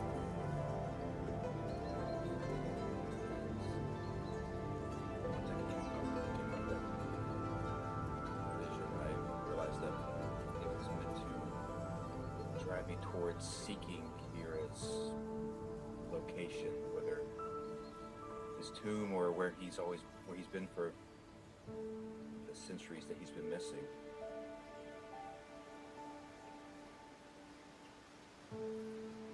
Vision, you say?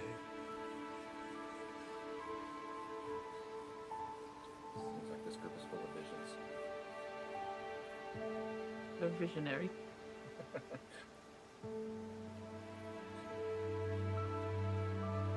If what you say is true, that would come at great comfort. I do not know what became of him after he left, but one can assume that if he believed it important enough to personally involve himself and has not returned in 1,000 years, it must have been a very dangerous mission. But if you are indeed receiving a vision from him, that would be greatly encouraging. It's good to hear. Putting that light, I wasn't sure exactly how to take it.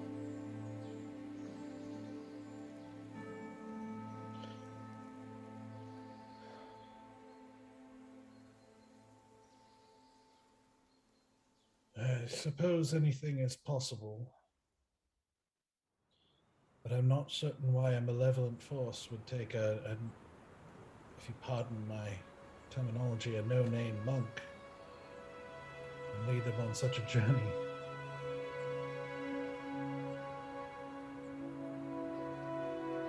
His deceptive visions are not uncommon throughout history, but usually to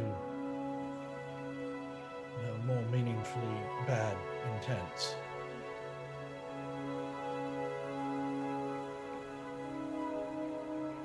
I do hope it is what it seems. As well. And if you have any knowledge, information, wisdom, anything to point me in a direction, because I feel like I've been wandering aimlessly, just hoping for a sign or something that would point me somewhere, and to the point where I've almost forgotten about my, I guess, mission, because I had nowhere to really go. We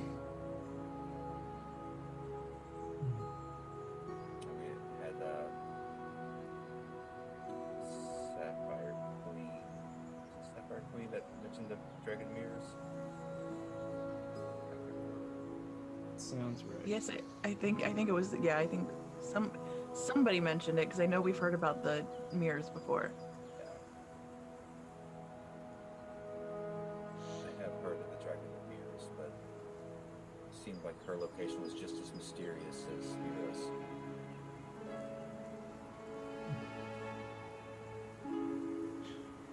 I'm afraid that's true. As I said, she tends to keep a low profile. And for good reason.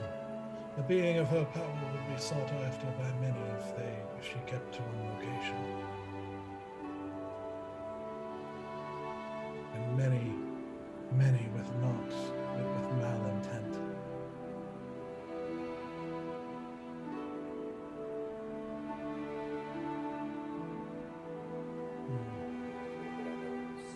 Very true.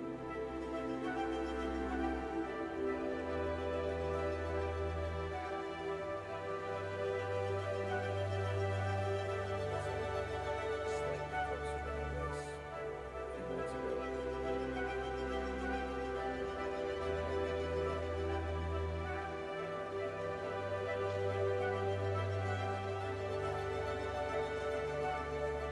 If he has chosen you to send you a message, then pay attention and do not forget. Be careful not to forget. Whatever he did was important, and if he is trying to reach out, we will have to find out what must be done.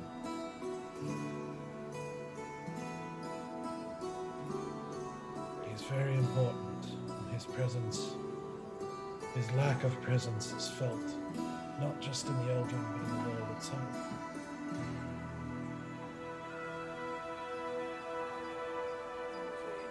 It was a force for good, a strong force for good.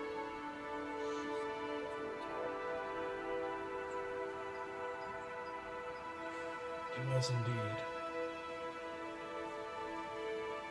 He was incredibly disciplined. Every minute of his day was not wasted. He was also incredibly wise and kind. He believed that anything could be solved with self-control and wisdom in the right combination. And he was a very calming presence. I believe he helped me understand contentedness.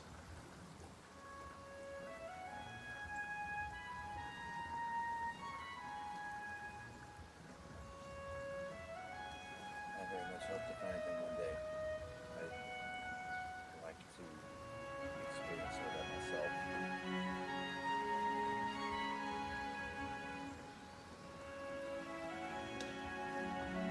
I will ask Hadressa to put her ear to the ground, so to speak, and see if we can't get a clue as to where the dragon might have gone.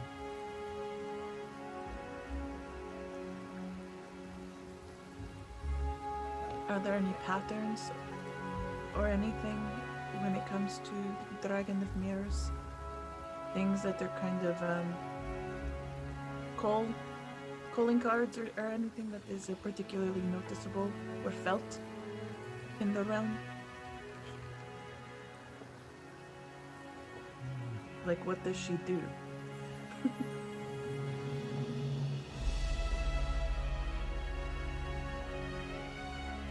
Her work is often very personal. She has a tendency to impact individuals. She seems to have an affinity for helping people understand certain things about themselves.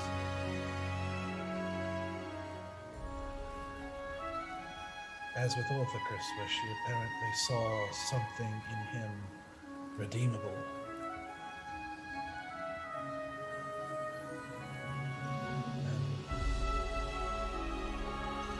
Thankfully, to his efforts in acquiring a tool for her, she was able to, shall we say, magnify those good things and do away with the bad. Of course, I'm speaking incredibly simplistically of something I barely understand myself. When she visits individuals, does she change her form at all? Or does she reveal herself to them in her natural state? Could she be a woman or a... Somehow I doubt it.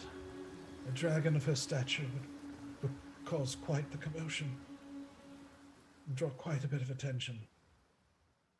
Does she have any followers or people that would act as her proxy? She's never been,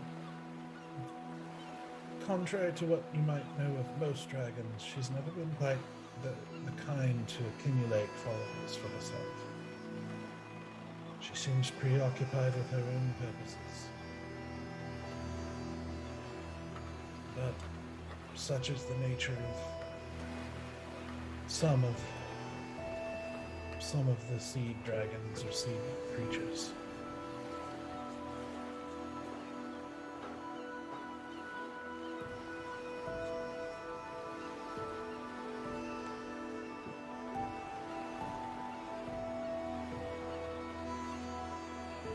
Well, I'm tapped out of questions. I don't have any more to offer.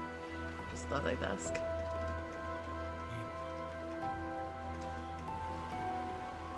It is what we are asking of you is monumental and important and something to think about. Perhaps, to give you a moment to think, we can make our way to a place where some of these items you desire to destroy can be destroyed. I would like that. I do have a question, though, about this magical space that we are in. Because I don't know if you've noticed, we have a corpse we are walking around with. And that corpse has a finite amount of time where it is still viable to ask it questions. And if we cannot get to someone who can ask it questions, we will be in a predicament very quickly with a dead corpse, especially since this dead corpse was a king exactly however many minutes ago he was a king.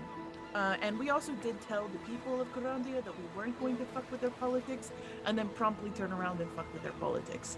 So I feel like we are also on a razor's edge of just like social situation here. Like, I understand that this is a bigger question about like the importance of like saving humanity and like every realm that exists, but I'm also worried about my pocketbook and getting chased out of a city that I barely like. And I also really want to question him in front of everyone so that they can't say, oh, you know, we did shady shit under the table. Like, I want him to speak in his dead, stupid voice that he was a bad guy doing terrible things. Personally, can't speak for the team. I just really want to make it a public show. That seems kind of dangerous, Asura. It does, but I am tired of being the bad guy. Well, I'm not. I really like being the bad guy, actually. I'm just tired of us in proxy being the bad guy because I like to be the bad guy. No, I hear you. Like, that's the definite problem we need to solve, but we do not need to give this guy any more stage presence than he already has. Well, he's dead, so he only gets 5 questions. Yeah, but I don't want to underestimate the power of giving him, in public, power to talk over people. We don't know how many followers he still has in the city. How many he's taught how to resurrect. I mean, we should ask him questions. You're right about that. I didn't think about that option, but maybe we should ask him privately. I just want to know where Hedwig is. And I want to make sure whoever becomes the king of the next ruler of Corandia is 1, not a necromancer, and 2, can vouch with certainty that we are not the evil ones who killed a king. Yeah, I hear you. We need to figure this out. I just don't think letting Greenwood talk in public is the answer to that problem. Okay, then maybe not public, but the important people in the inner circle who voted for him in the first place. I don't know, or Octo, or somebody needs to hear it and be witness to it, so it's not just our word against the dead bodies. Okay, no, maybe we should compromise. We can find somebody. Octo will trust us.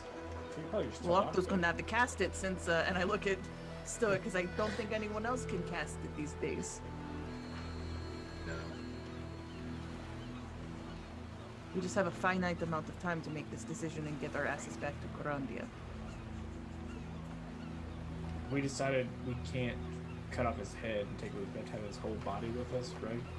That's how it works? I don't know. I don't know enough about magics to know how this works.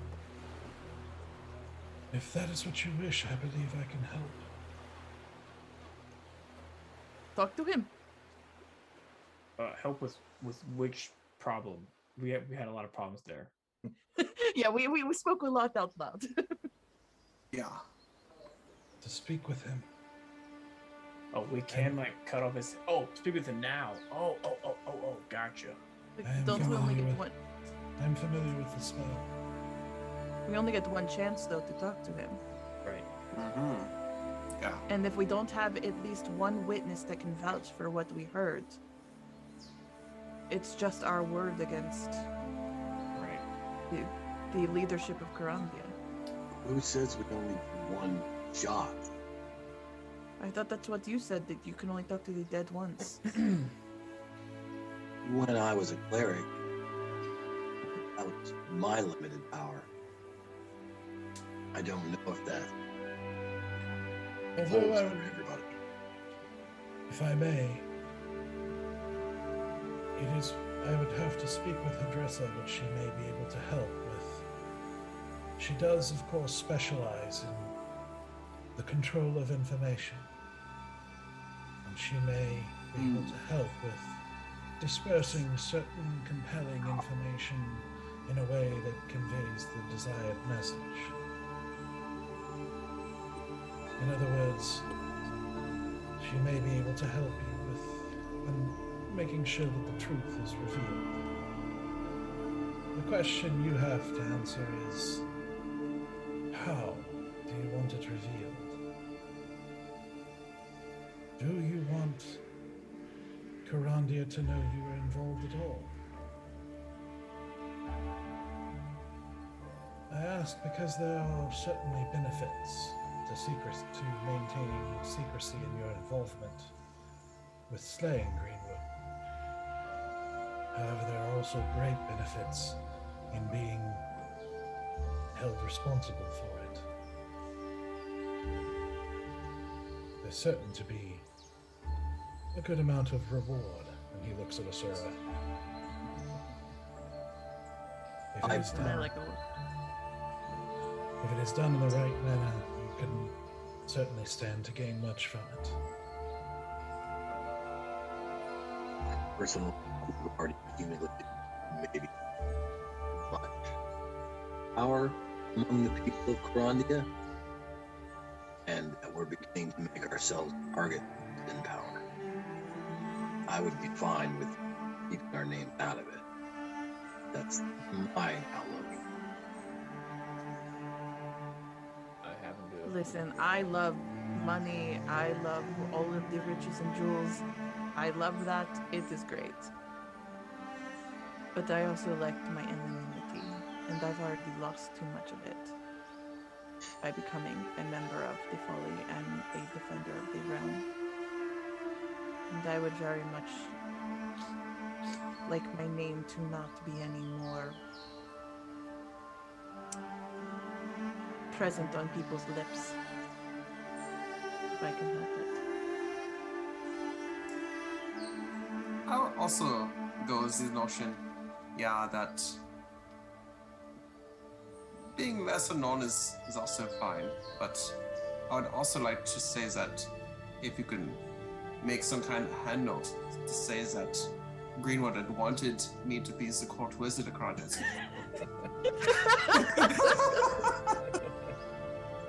His dying wish, I believe. Believe it was. Easy, I love the fact that we are standing literally in like a magical realm held by a man who literally said he spit into the face of death and has lived 1800 years and is repenting for that crime every day in his little sanctuary. And the first thing you thought is, I would like to be the court wizard. Easy, I love you so much for your keen understanding of irony. I love you very much. Yeah. I think just made sense to me in my mind, We're just making requests,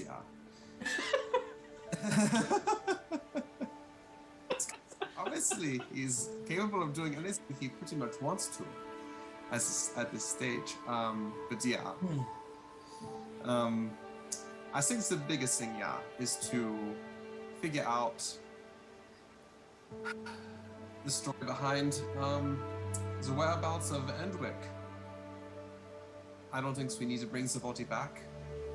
It needs to be disposed of, destroyed, after we get the information. That's my thought.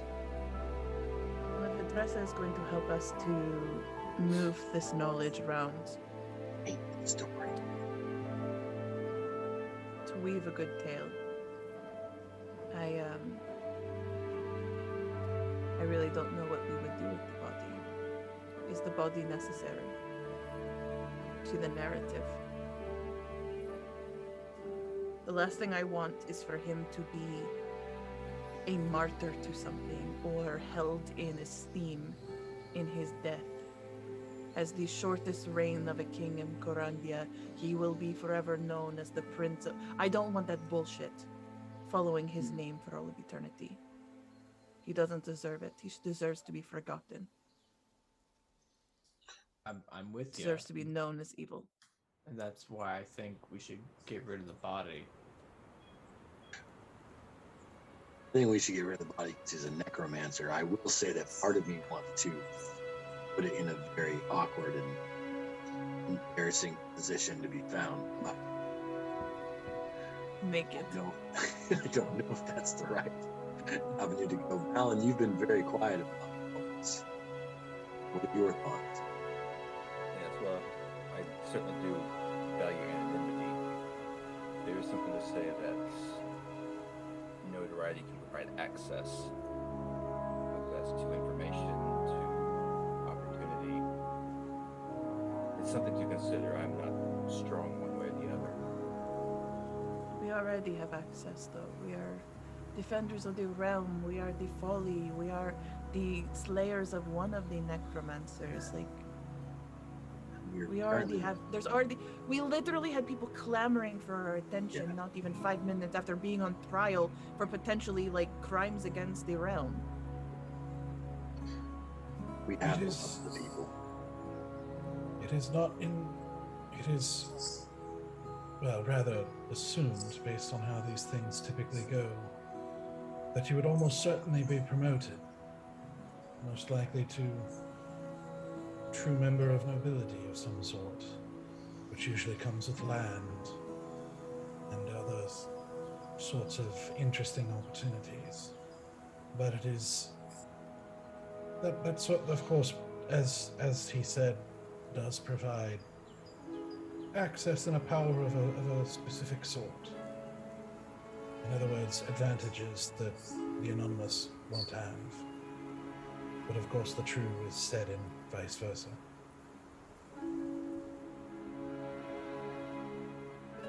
My only point was to say it's maybe not as black and white of a decision, as much as it's gray, and something to consider.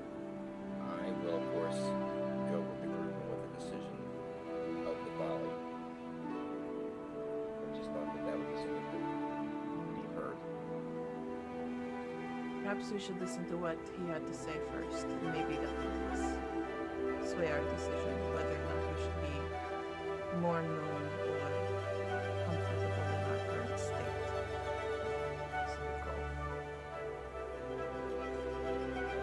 And easy, if you really want, I will forge some papers. No, it's all good. It's all yeah. I appreciate this. No, It's just an honor to be I'm content with just being easy. You know, it doesn't. I don't need the title before it, but it's okay.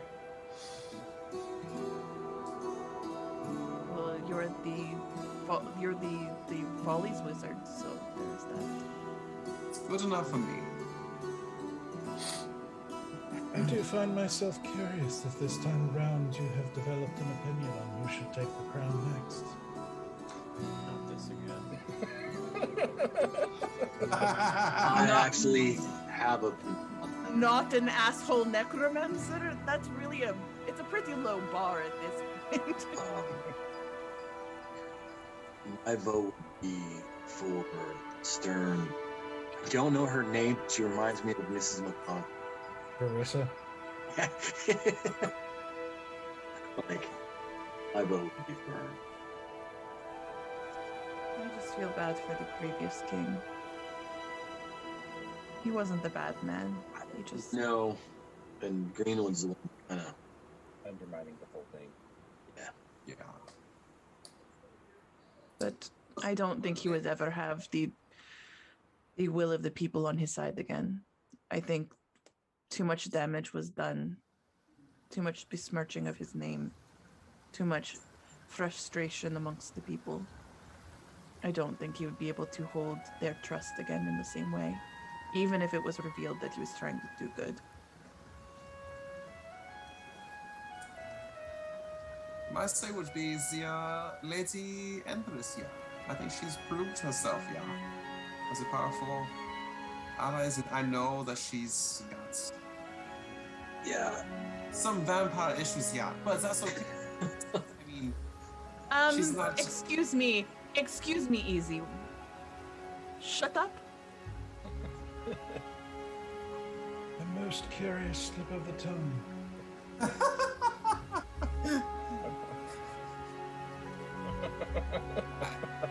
happens quite a bit. I was thinking that he was probably also didn't know the situation. We talked to Hadressa about the situation, yeah? No? We did not. We did not talk to her about it. We have said nothing to anyone about it. Literally, we are the only ones who know about it, except now you have spilled the beans about it. Do you know the way to reverse it? Reverse time spell. Have the time turner. You're a wizard. I'm a wizard. You're just Well- not free yet. What was said, alright? It's over now, it's fine. Easy thought that the truth is already wrong. I'm certain you have your reasons for wanting to protect her, but I feel obligated to warn you that vampires are not to be trusted. Soulless one, no, but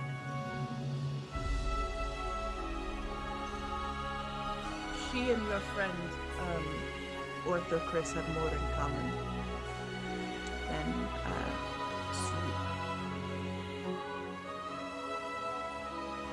that is why I was asking if the Dragon of Mirrors was able to appear in a different form or had a proxy that she could work through, because apparently there is other people out there gifting gifts of changing one's fate. Oh yeah.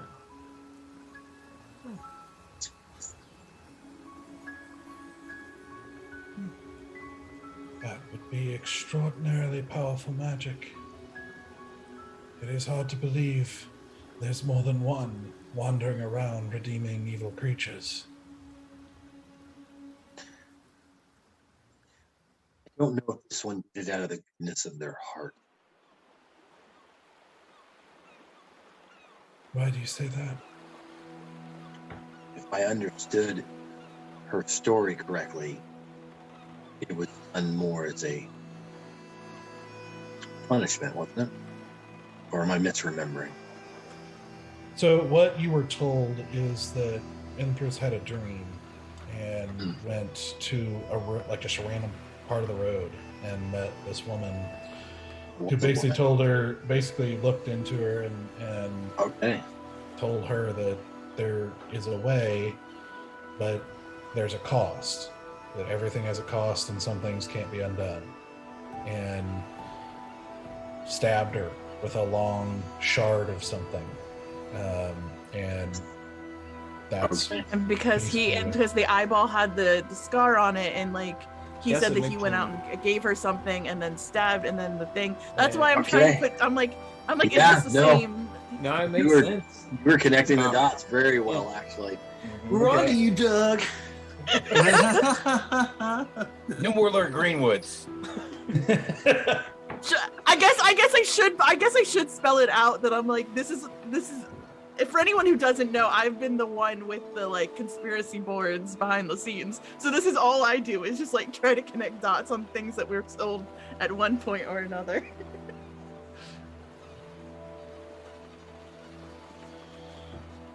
it's quite intriguing indeed.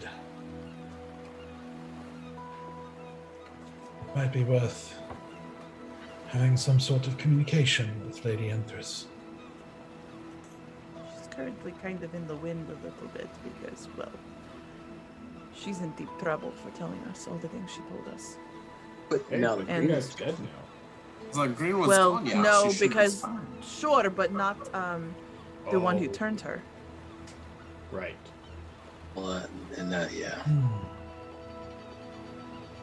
There is still much danger ahead for her. Well, I mean, whoop, never mind. Secrets guard. Next on the list. You have a habit of saying things that pique my curiosity. I'm very aware of that. You get Trying used hard to not it. do that. Yeah, it's because it turns out only one of us understands the nuance of secrecy. So, well, then I look at Valan and I'm like, I two just of us. talk a lot. He's like, if I don't talk, I can't spoil secrets. Honestly, I look at Valan in a new light, like, you've mastered the game. I see what you're doing, Valan. I see Seriously, you. doing that. Understood the assignment. Listen, when he described Hira, I thought of you immediately. You have the I did ability too, to man. keep us calm and focused, and you really took the teachings to heart. I tried. With a little bit of chaos sprinkled in. That might be a newfound thing with, for one, this group, but also a certain goddess.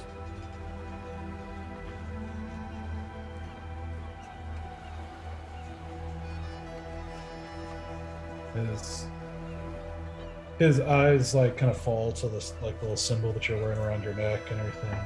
You see a little small. Yeah, I think the Ixie is around my belt, actually. Oh, I thought it was Same that. thing. Okay. Yeah. And you see a small smile as he says, "I imagine he would find that quite amusing. Be intriguing to see how your journey progresses."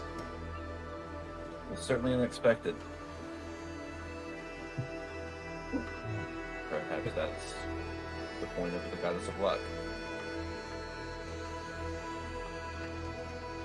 She does have a habit of interfering at unexpected times. I've noticed that. Nevertheless, Aesel, I am surprised that you would recommend a vampire to sit on the throne of Carondia.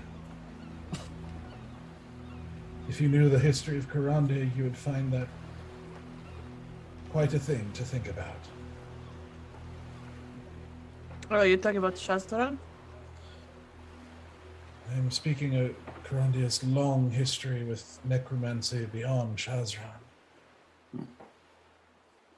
It is why they burn their bodies in funerals. Can't bring it back if there's nothing to bring back. Quite. Which is probably the best ultimate destination for Lord Greenwood here. My people have a very different way of handling the dead.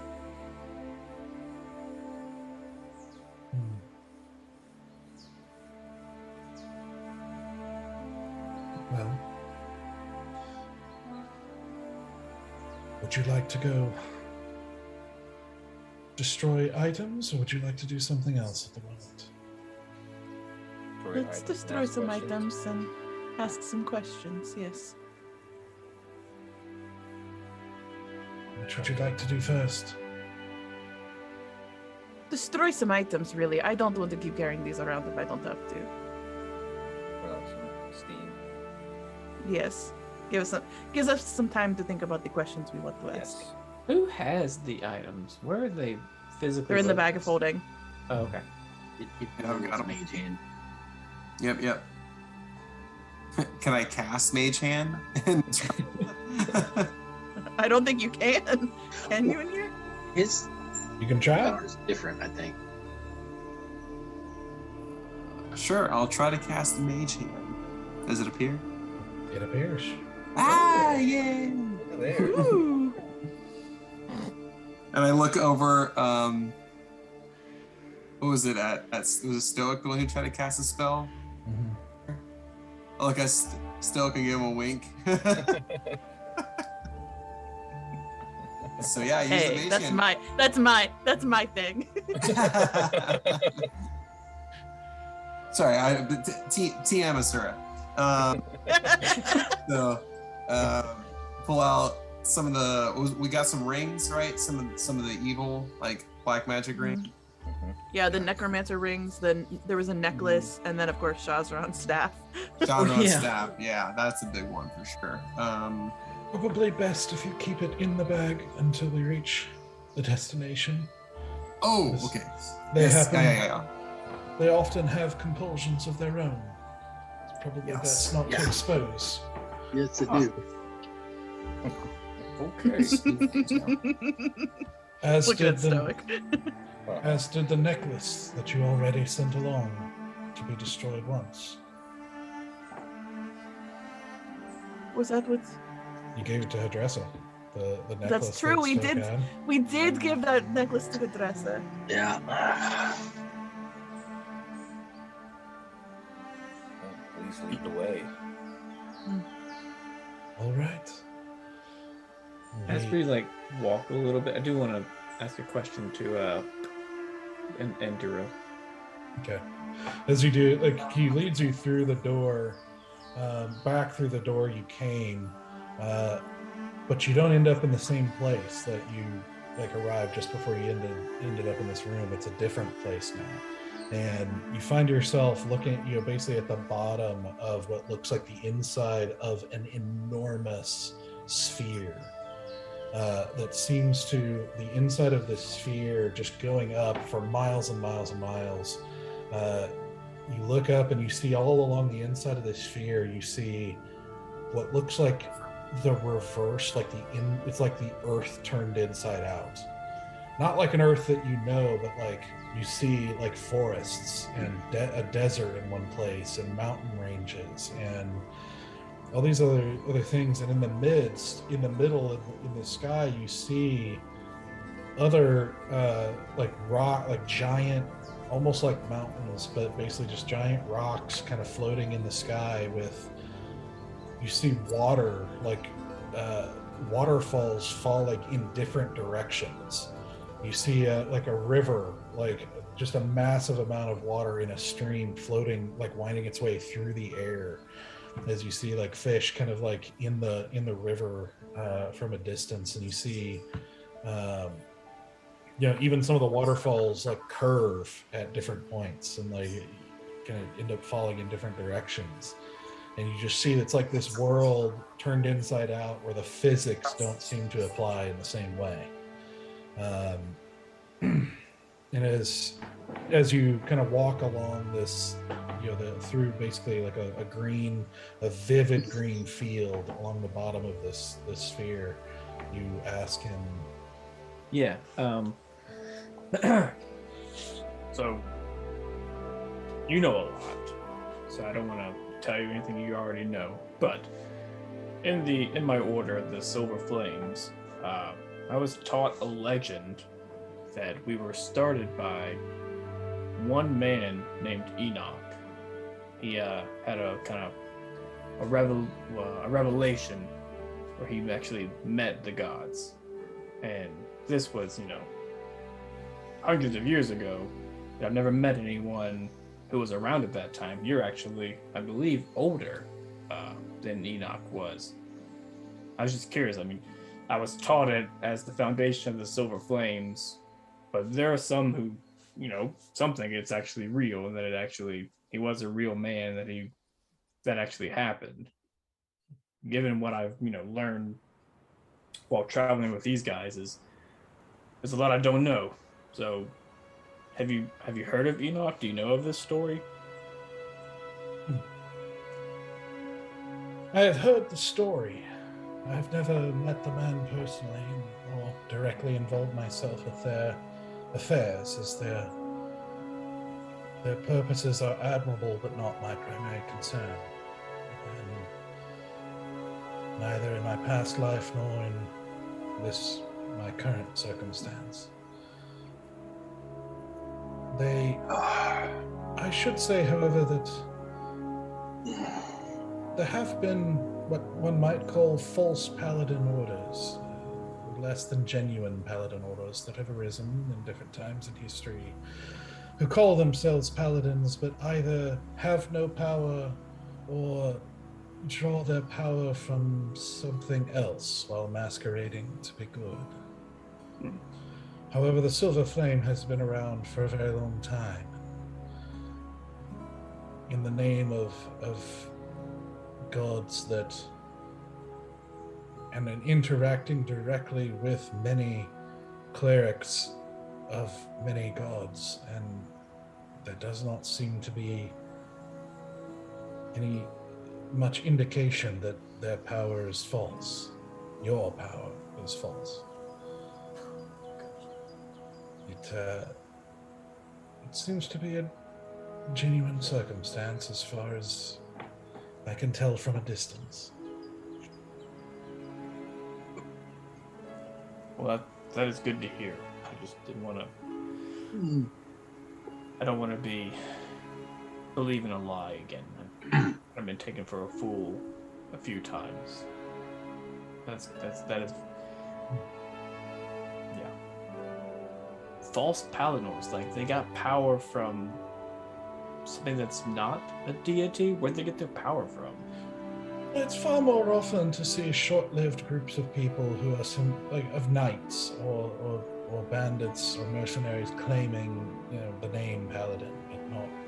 They typically don't last very long, as they don't draw their power from anything. But occasionally there are groups who acquire power from other beings for deceptive purposes. It has happened occasionally throughout history. Though often they are discovered to be what they truly are and are often dealt with. Or self-destruct, because the nature of evil is often as destructive to itself as it is to others. Interesting. Yeah, I mean, we've been around for a while, and everyone I've met seems to be on the right track. That's good to hear. It is hard for me to believe that they would have such influence and direct involvement with so many different orders of so many different gods, some of whom are very gifted in discerning the truth, and not be exposed if they were false.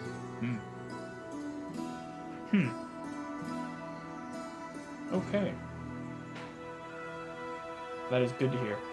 I still wish you had actually known Enoch, but this still is very encouraging to hear. I've kind of given my life to the Silver Flames. I want to make sure that I've given it to a noble cause. So Apologize for not meeting him. that's all right. I appreciate your insight anyway.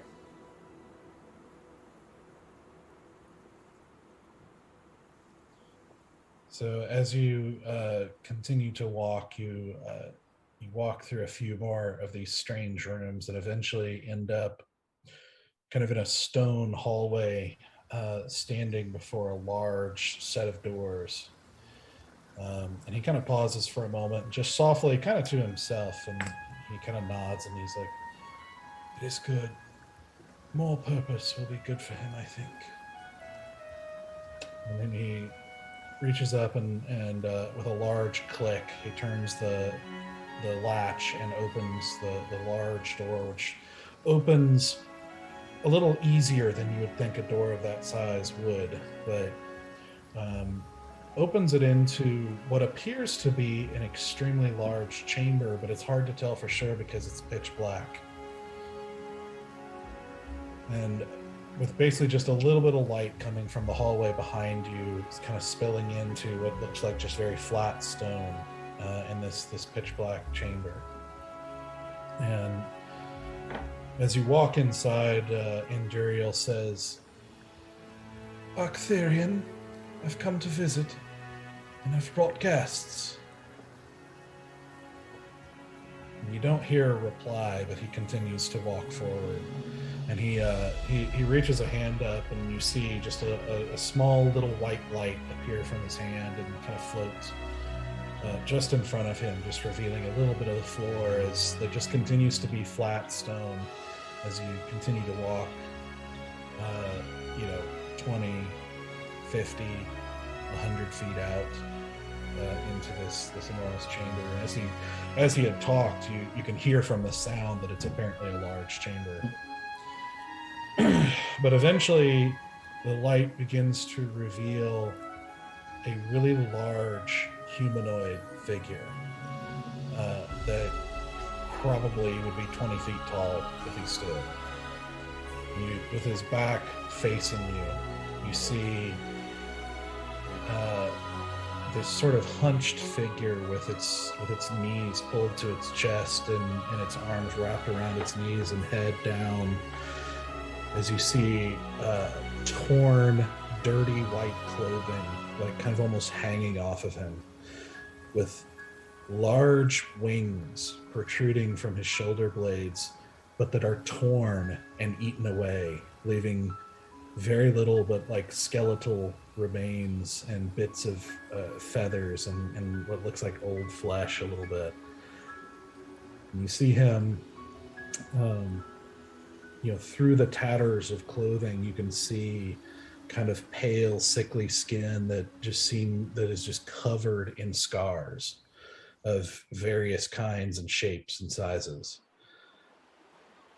And you see Endurio kind of slowly walk around to the side of this figure, where you see just kind of with this kind of stringy hair that's like dirty and matted and just like long, that kind of drapes down around where he's kind of like his head's down.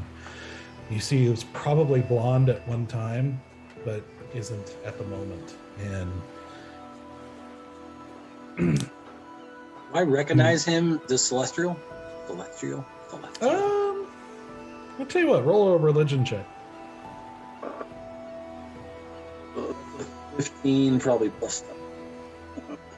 Maybe. I still have it. I was like, do you still have religious adders anymore? Oh, no. But I do speak Celestial.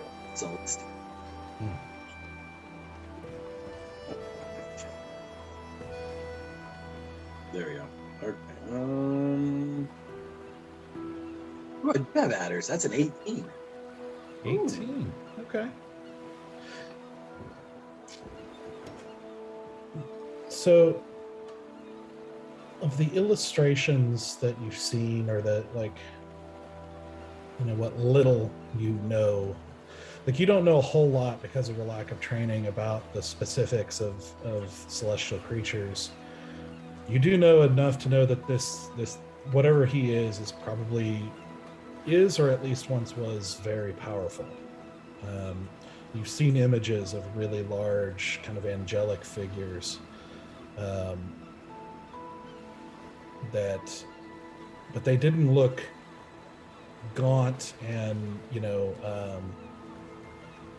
they didn't look anything like this. Like it's almost like the shape of one, but it's hard to tell because this guy is in really bad shape.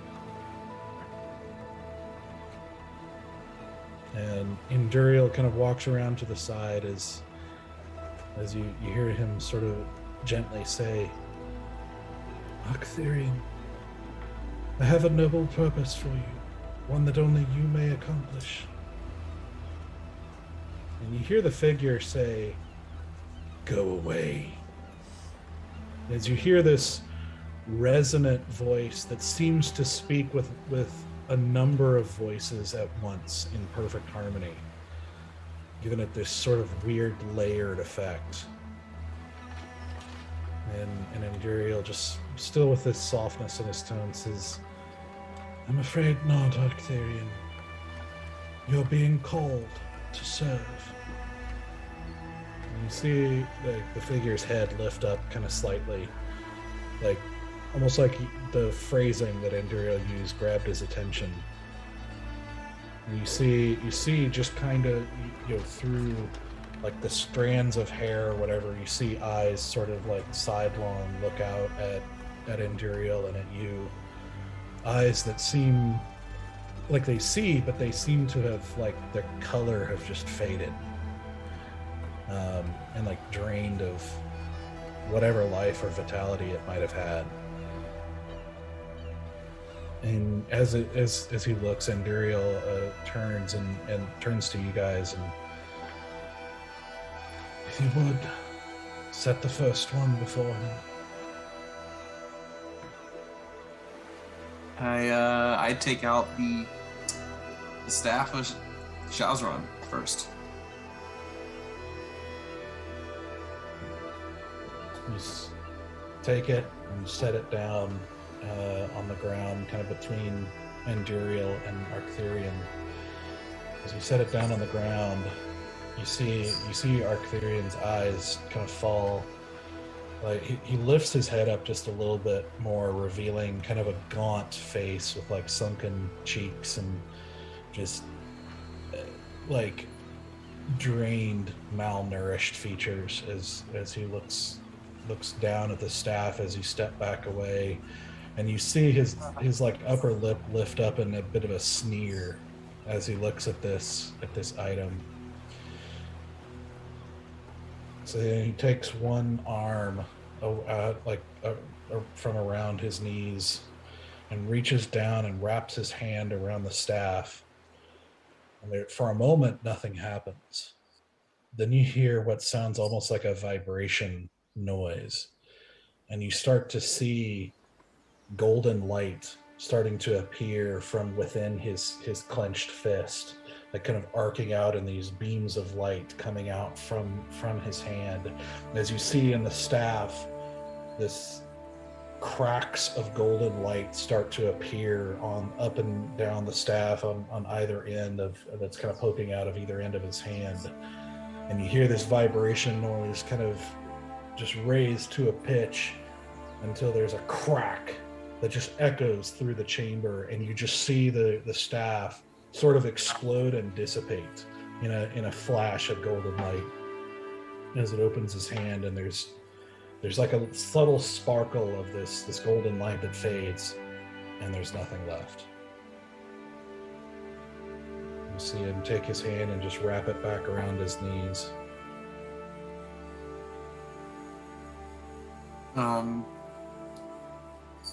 Oh, those were some sexy healing hands.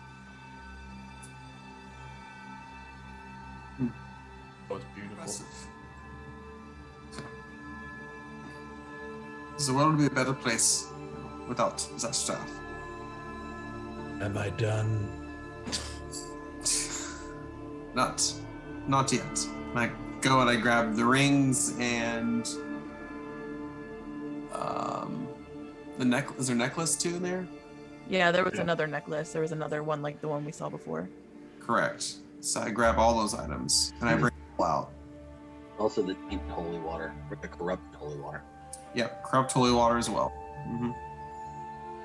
So he reaches his arm down with, like, puts his palm upward for you to put those items in his hand, which, as a closer look, you can see is also just covered in scars, like what looks like cuts and bruises and burn marks, and like evidence of what looks like, slightly crooked fingers, like they've been broken at different times, and just it's very disturbing. So as you put the items in his hand, you see his hand close in a fist again, and again the process repeats of that rising vibration and the shafts of light kind of streaming out from within his hand, followed by the crack. And as he opens it, more of that little sparkle of light, and nothing is left.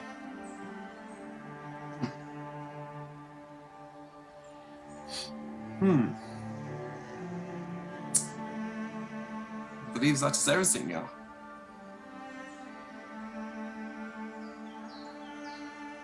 You see him just kind of put his arm back around his knees and then lay his head back down on his knees. As Enduriel kind of reaches up and puts like a gentle hand on his arm, and you just hear him softly say, "You see, Arcthurian, you are still quite needed." And he leaves it there for a second and then drops it and nods to you all as he starts to walk back out. In Celestial, I would like to say thank you, sir. And then I'd like to ask him, do you think you could kill a devil?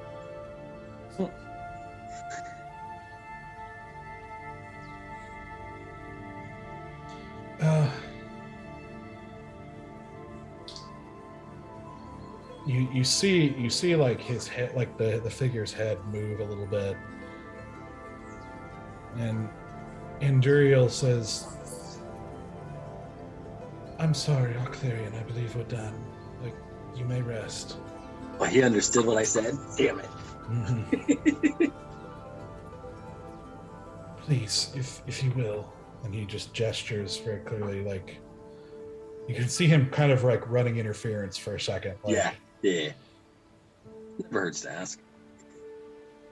He ushers you back across the long, dark floor and then closes the door behind him, and he says,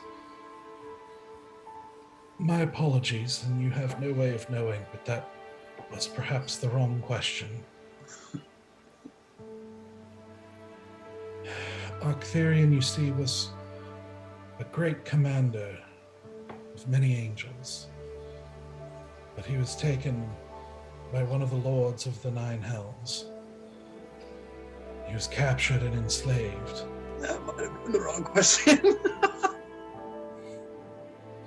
He was captured and enslaved, displayed before all at parties and gatherings, and tortured as entertainment.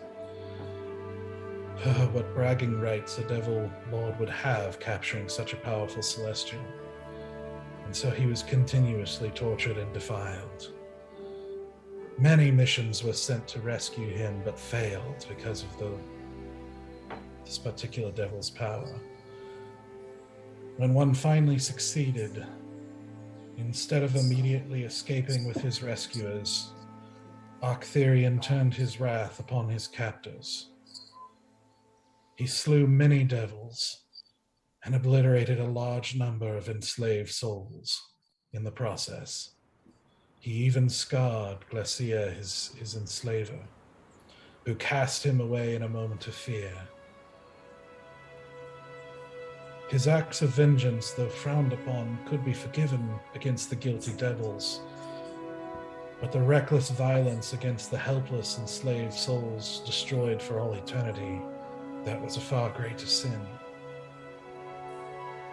And so he was brought here to serve, cast out of his beloved army, but spared eternal punishment.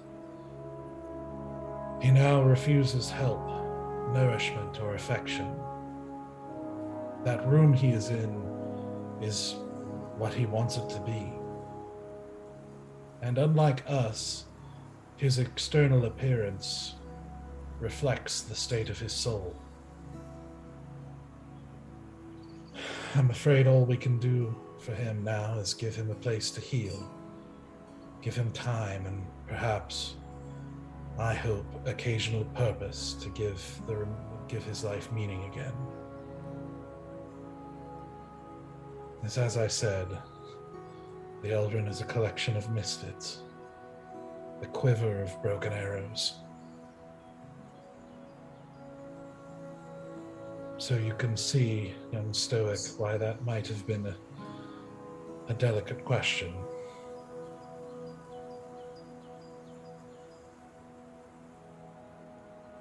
You're muted, maybe? Didn't be now. Okay, yeah. What'd you say? You see how that may have been full-timed and uncouth.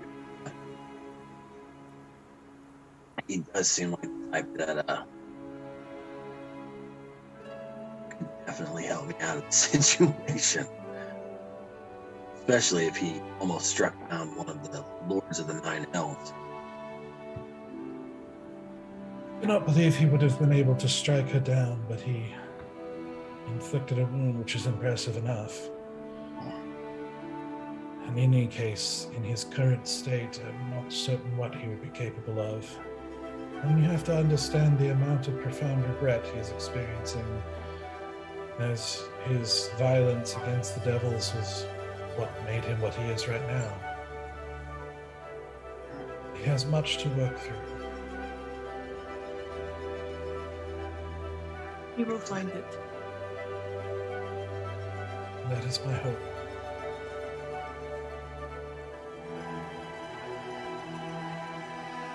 I don't know if it would ever bring him comfort to know this, but some of us are on similar journeys. And it helps to have friends.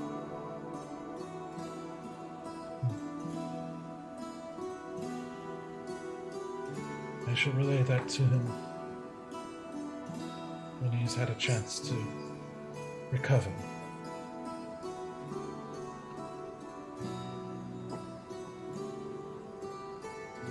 Now, shall we speak to a dead man? Might as well. No, Not the first time we've done it. So I'm told.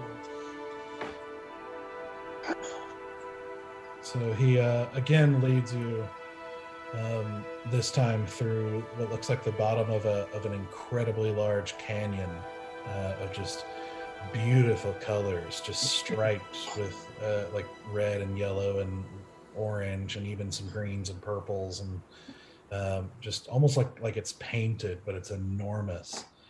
But eventually you end up back in his office, and where Greenwood is still lying inert.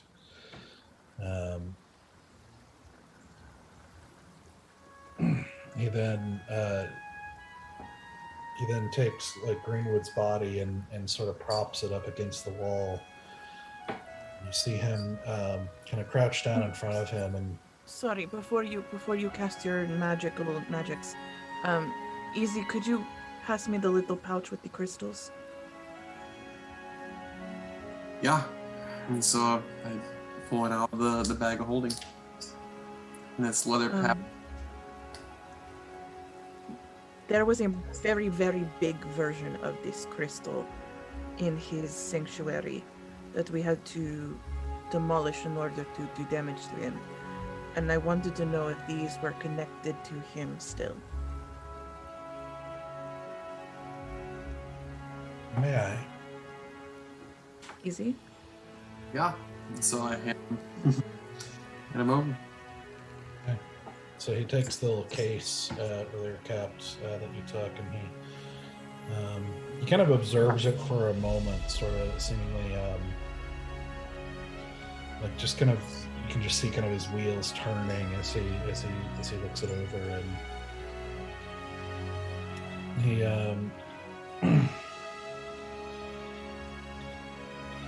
you see him kind of speak a moment, make a gesture over the crystals for just a moment, and sort of nod to himself, and then he finally reaches down and picks one up and holds it. You see him kind of hold it up to the light and look through it and kind of just carefully look it over, and just occasionally nodding to himself, like as he's just slowly processing. I could be wrong, but I believe this is spiritite. I'm sorry, spiritite? Some call it other names, but it's a technical name. It's very rare. It's, I believe it is mined from the Shadowfell.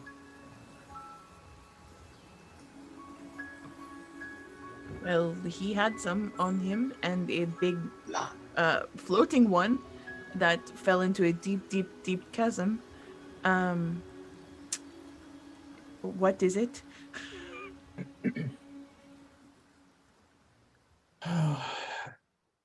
It is a stone capable of harnessing the power of souls, and perhaps even keeping them captive. Oh, he's definitely done that, yes. I imagine so. They're greatly desired by necromancers. Not inherently necromantic themselves, but often used most in their craft. Could they be used for other things, for good things?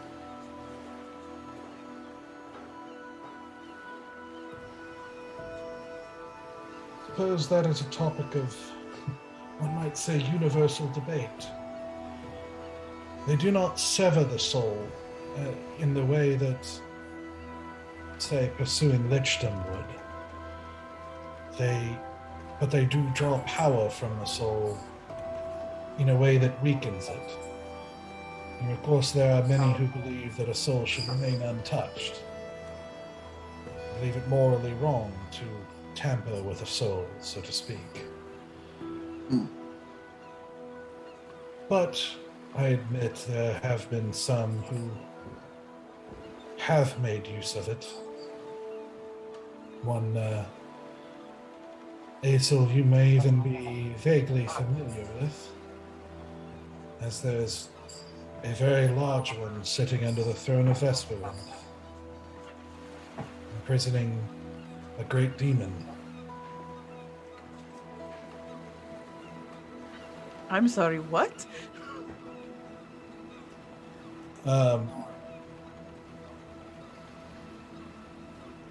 Easy would know about this, but long ago the Vesperwind was invaded by a demonic force, and they thwarted. There was a demon prince that managed to find a way into this realm, and after much toil and struggle and suffering, the combined power of the Vesperian wizards were able to imprison this demon prince in a very large crystal like this one.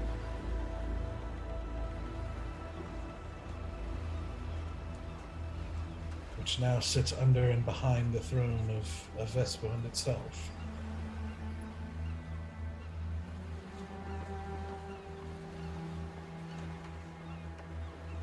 You wizard folk are absolutely insane. You know that? Absolutely insane.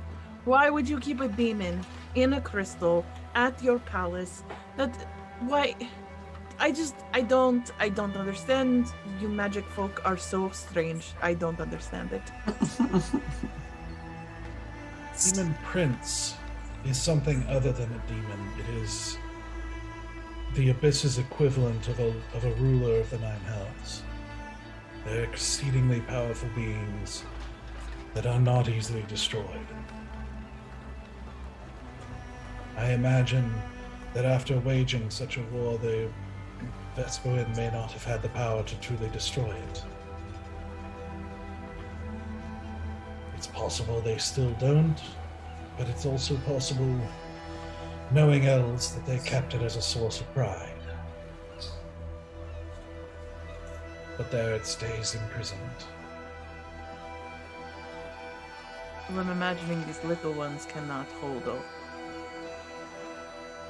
demon prince or anything. Do they hold anything? Quite a large one and quite pure. Well, Greenwood certainly had a big one. I don't know what was in it, but it was certainly giving him a lot of power.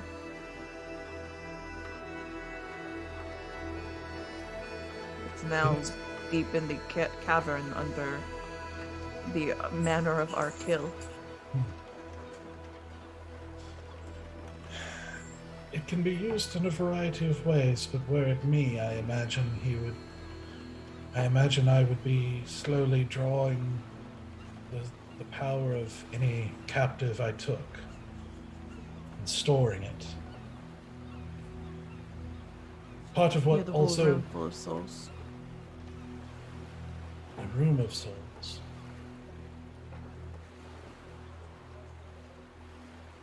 There was a little girl in the center. She cried out for vengeance. If a spirit is kept intact and captive, it is possible he had other purposes for them. Perhaps he even wanted to use them as tools, use them as servants of a sort. But if they were not fully intact, then it's possible he was just storing the power to use for other things.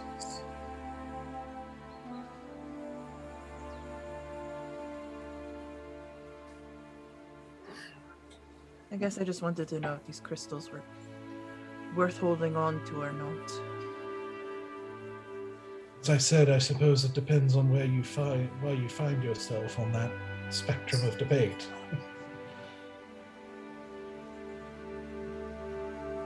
I would venture to say I would be quite against the involuntary usage of it, but which in and of themselves probably makes them dangerous. But they're not an inherently evil substance or item such as the ones we just destroyed. They're natural, at least to the Shadowfen. Though exceedingly rare.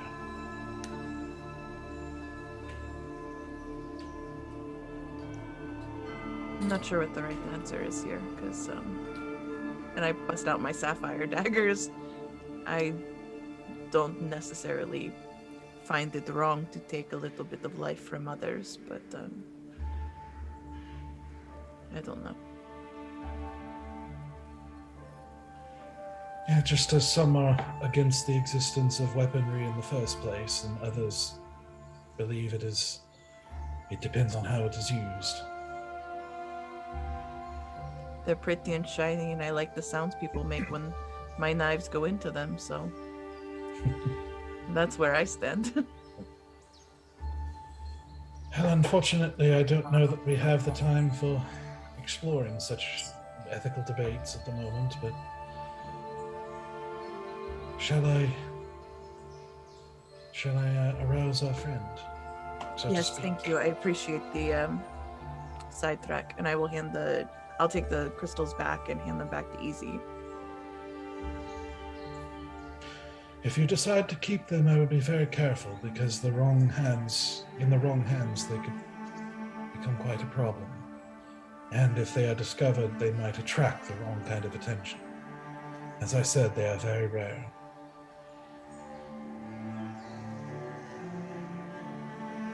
We will talk amongst ourselves about how best to move forward with that knowledge.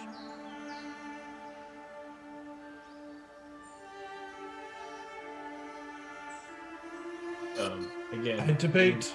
You see him kind of look up at the ceiling and ponder for a second, like still kind of crouched down as he strokes his beard, and he says, I almost hesitate to say it, but I believe the choice should be Stoic's. It's possible that such a thing would be valuable to a devil. But again, the question is whether you want him to have it. But a devil would certainly find use for an item that makes use of the power of souls.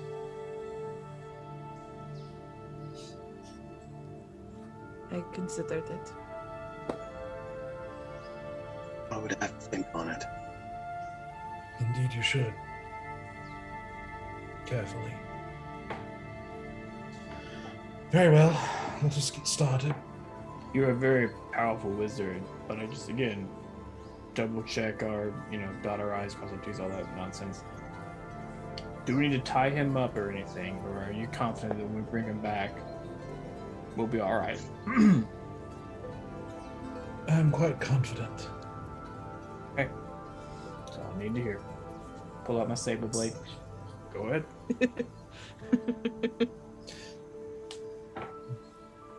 You see his eyes kind of follow the blade for a second, like noticing it. But then he turns and see him quickly cast a spell, and easy, even more than Greenwood.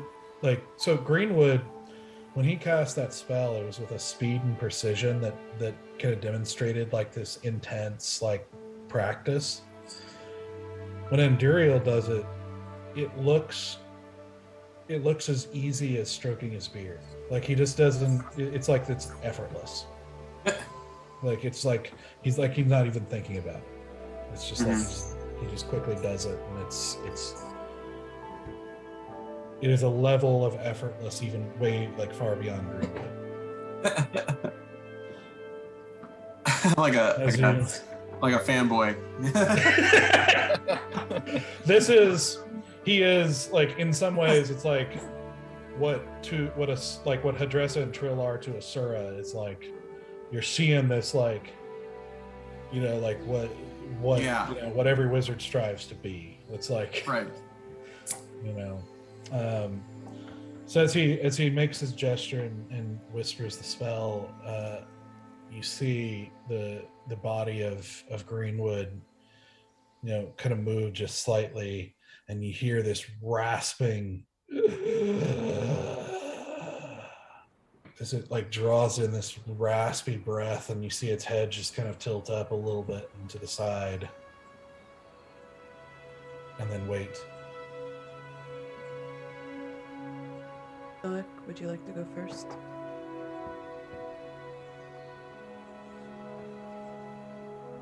Yes.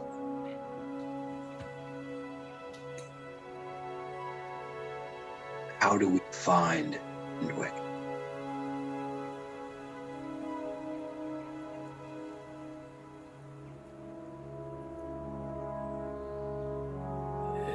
have to look for him.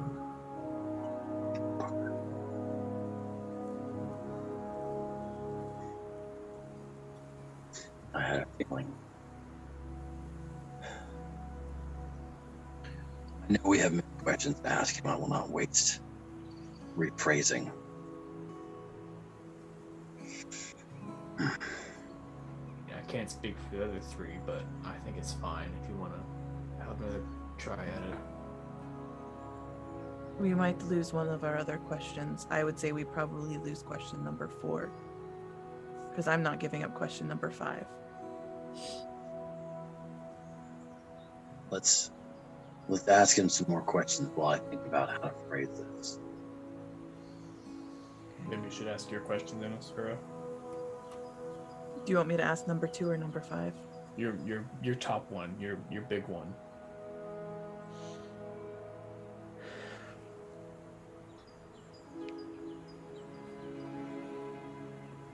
Who was responsible for turning the Rixa twins into what they became?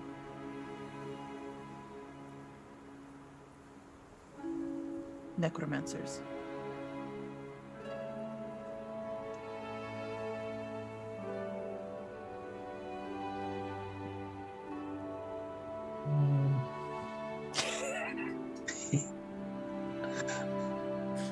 I don't know if he saw that one coming. No, I did. Doug sees everything coming. He sees all.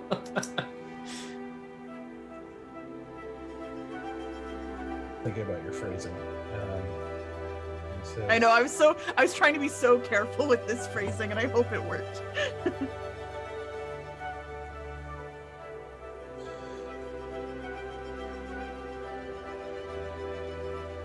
You hear that raspy voice again, exhale a little bit more as it says,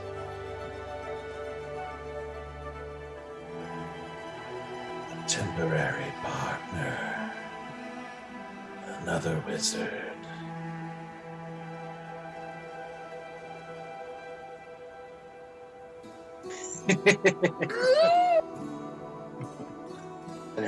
I love and hate this spell. I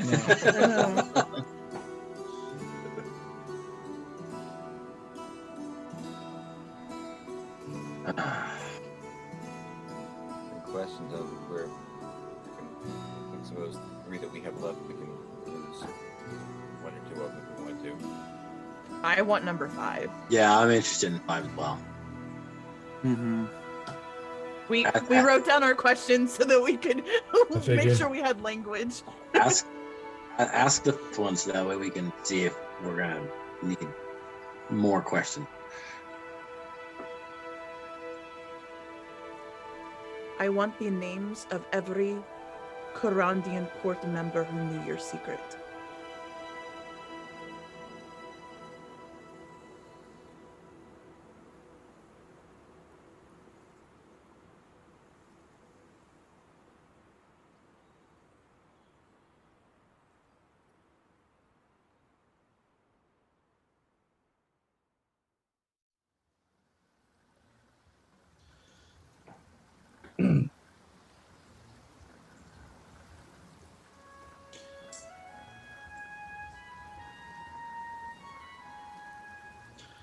You hear the rasp as it says,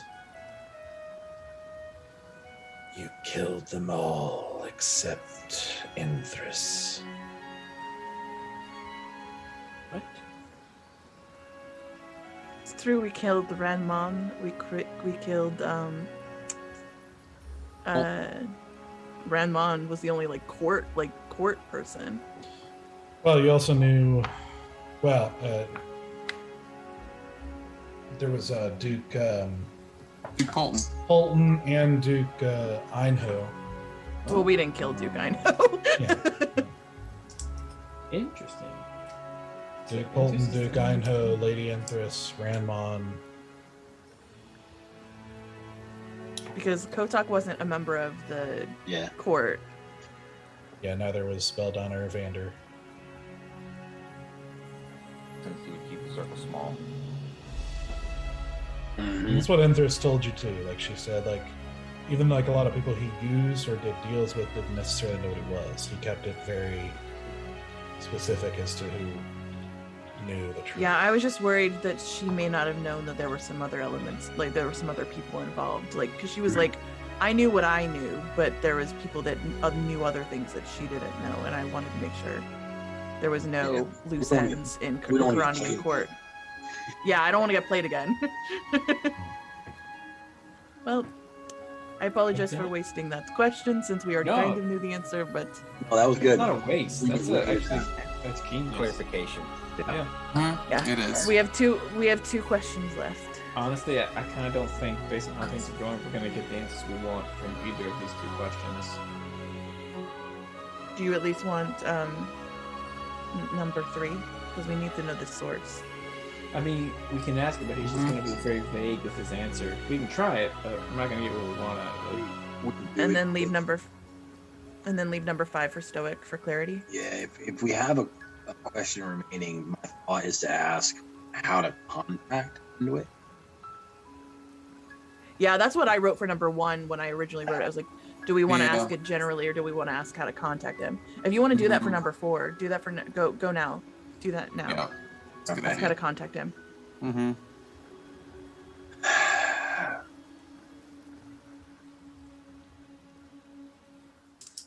How would I go about contacting Endwick?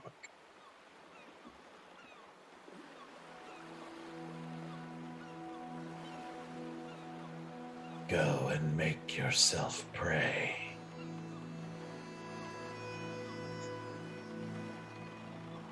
Like PR. I'm not asking it, but like PREY or like PRAY. I think it's the kind that spends quiet time in dark places with his neck exposed. I think that's the type of prey he's referring to in this particular situation. All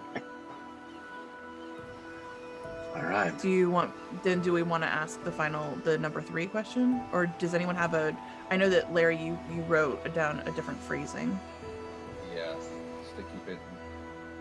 Where's your equation, Larry? It's underneath. Yeah, it was more of less personal to Greenwood, more generic, I guess. Again, I just don't think that's not one question we can ask. We don't even know what the one question to ask is. Yeah, I'm fine sacrificing that one to find out if we can get the name of this temporary partner. Yeah, that's what we should ask a follow-up question on something else. You don't want to ask anything about Darkfire? No. If we, it would be nice to contain it out in the Everwind. But do you even think Greenwood knows that? Yeah, he had the necklace. He had a necklace around his throat. Yeah, he did have a necklace. Just because you have a magic item doesn't mean you can contain other magical things. things. Given to him. That's what I was worried about. That's what I was worried about. The questions, well, I was given this. Right. Well, okay. That's what I'm saying. Okay, so then what's more important to y'all right now? To ask, how do you contain it, or do you want to ask the name of the associate? I'd ask the name of the temporary partner that he mentioned earlier. That's my vote. Anyone else? Then you're trying to think of ways how he can get around. Yeah, Slither out of that one. Yeah. There's plenty of ways, so we could definitely be wasting this last question. That's why I wanted to make sure I'm what is most important to y'all right now? Unless you have a third Induit question you want to try Stoic. No, because I don't think I'm going to get an easy answer no matter what we try. Nope. And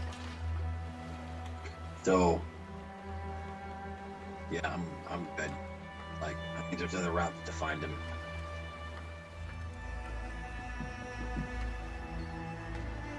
Okay, so Darkfire or the associate? I know Jeb said the associate. Darkfire. I think associate for me. Okay. I think easy. You're the Associate. Okay. so the majority want associate. Yeah. Be as detailed as we can with it. What is the name of your temporary partner, the other wizard who was involved in the creation of Rixas?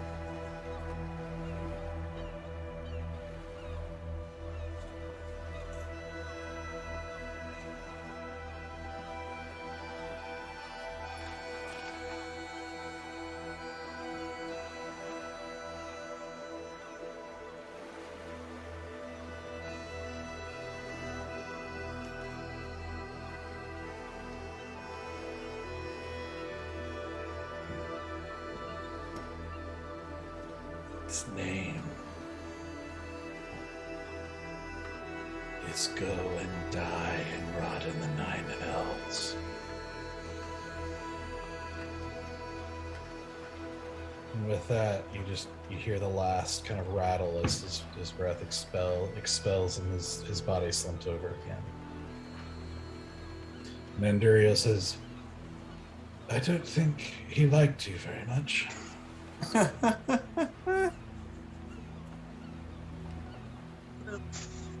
I take out my dagger and I just start like shanking his body. Like you just see like Asura just like eyes go red and she just starts like just stabbing his body like 100 times. Wow. I'm not gonna stop her. Oh yeah, no point. So yeah, Duriel kind of steps up and takes a step backward, like, I'm going to have to clean this floor now.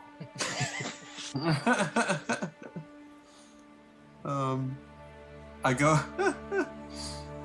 up to Andrew, and I bring out my wand of mystery, and I say, it'd be my greatest honor if you would sign my wand, please.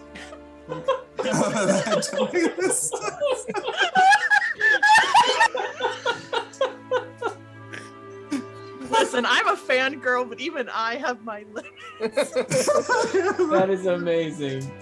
That's such a good use of Anduriel. Yes. I love Easy so much. Not tell me what the mystery is. Oh, no. Just sign the wand. I just wanted to sign the wand. That's it.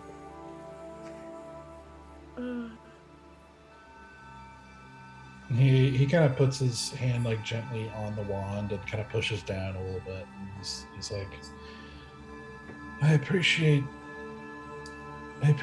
your admiration, but I am not someone to be so worshipped.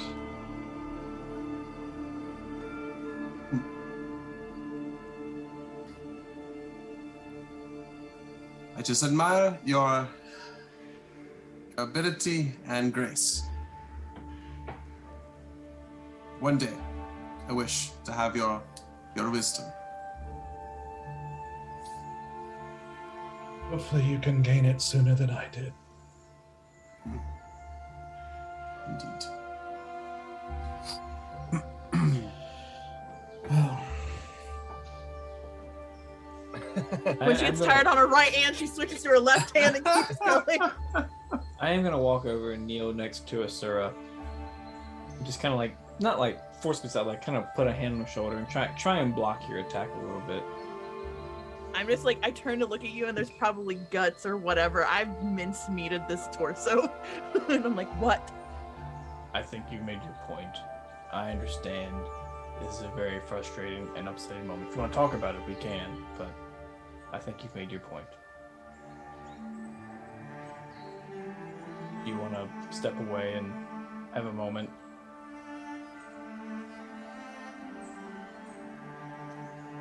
Rip the secrets out of his guts and spill them on this floor. If we could, that would be what I would do with you. If doing this would get us the secret, then I'd be helping you.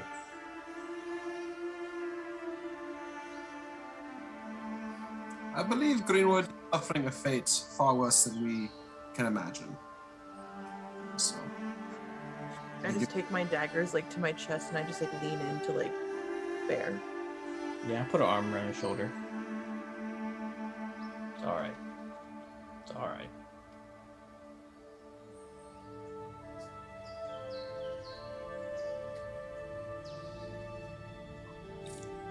Body.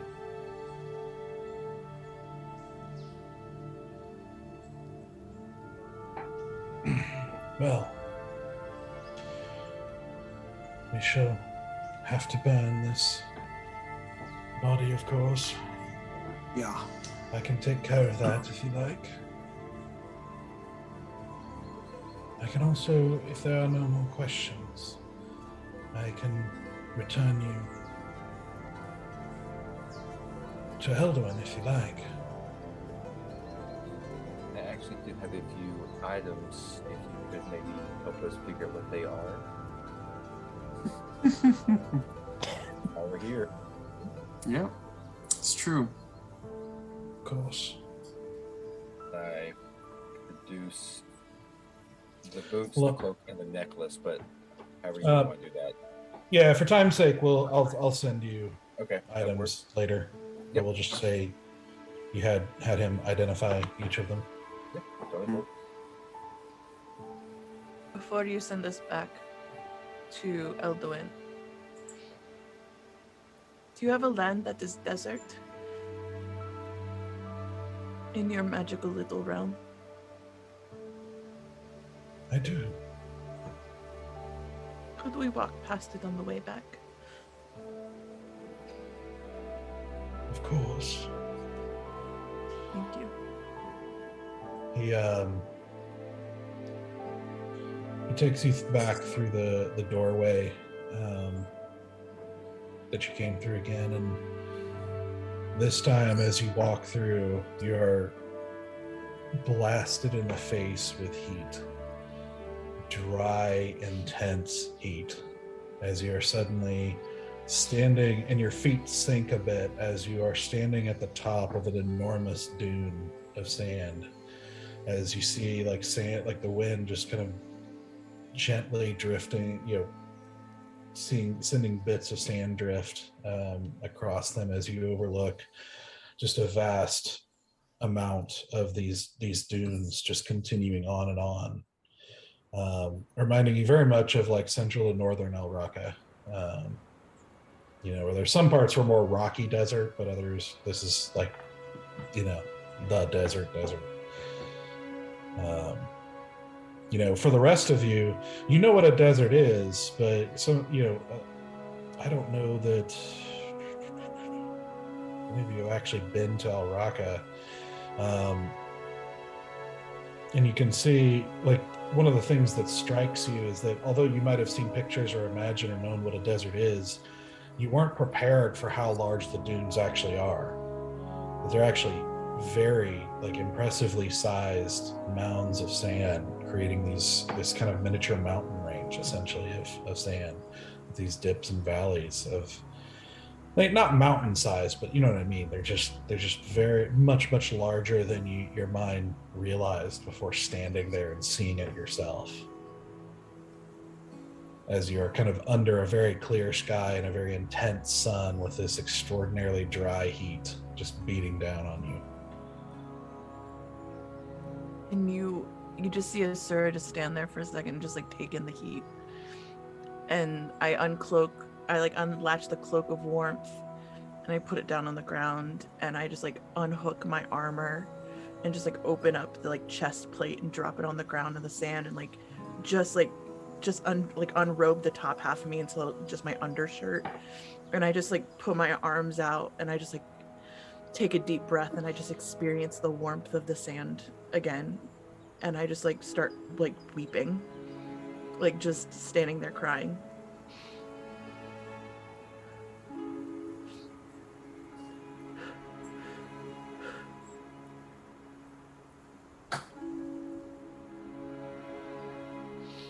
Go walk up beside her. Not saying anything. Just standing there. I reach out a hand and I just hold onto your hand.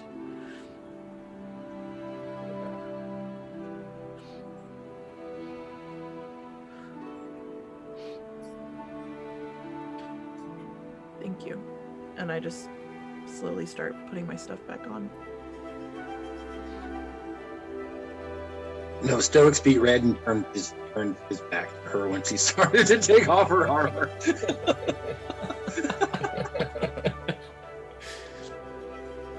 Just kind of like waiting patiently.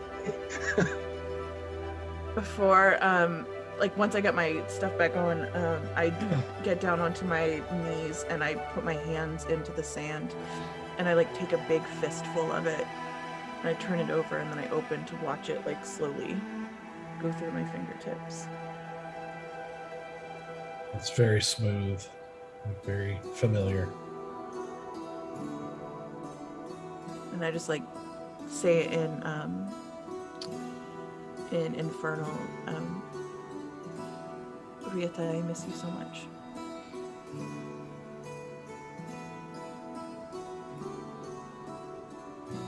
And then I just hook myself back together again and wipe my face and thank you. And I just wait for him to lead us onward.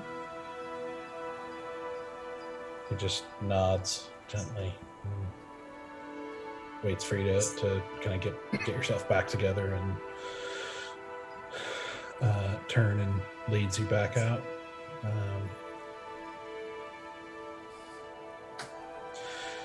As you continue to walk through these different areas, he says, I know that there's been a lot to think of, but I'm afraid I need your answer. For if you decide not to join us, I'm afraid I'm going to have to change your memory so that your memory of the Eldrin goes away. I do have one question then. I'm not sure how quickly you can answer it for us, but what would it look like to serve you? What kind of jobs would you task us with?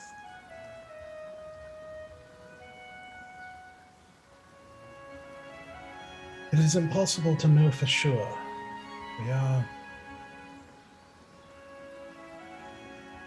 There is, for each task we do, there's much listening and gathering of information. The kinds of threats that we face are often as much in the shadows as we are. Typically not as easy to discern as say a nation moving on another nation. And so it often takes time to uncover such plots or discern what might be such a threat compared to another simple movement of evil in the world. And so it simply depends. It might be protection of a certain item or a certain area, or to investigate further into something, or perhaps fight if the need comes. You will, of course, be expected to maintain the integrity that you've already proven. I have no real doubts, but it is worth saying, as people can change, and sometimes for the worse.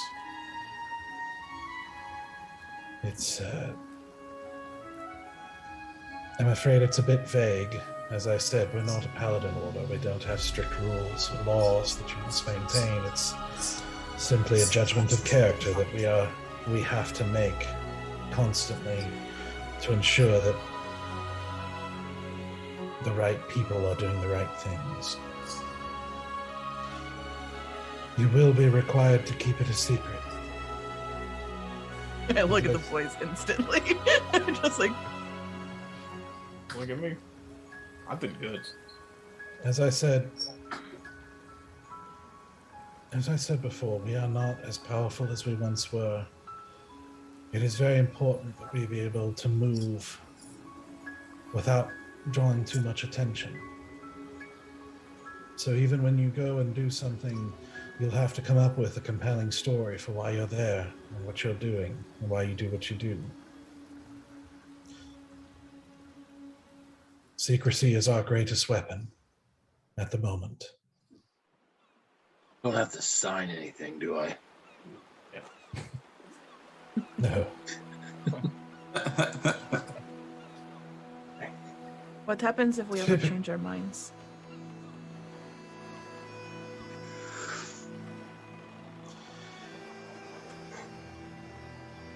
I'm afraid a similar thing will have to happen where I'll have to modify your memory.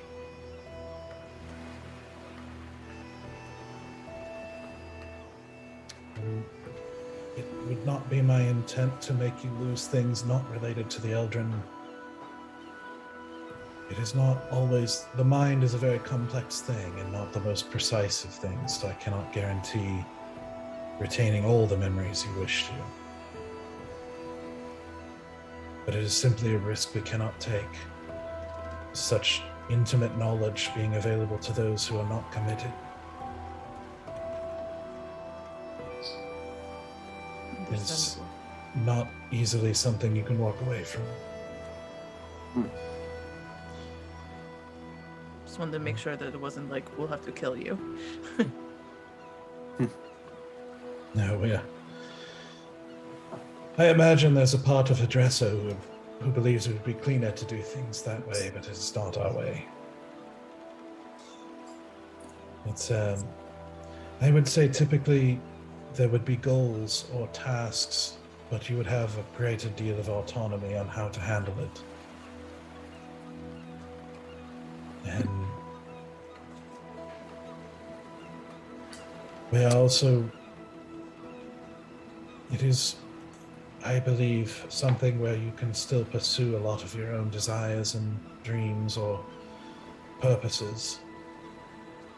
But when such things come up, as I said before, this is one of the most important things in the universe and should be treated with such respect.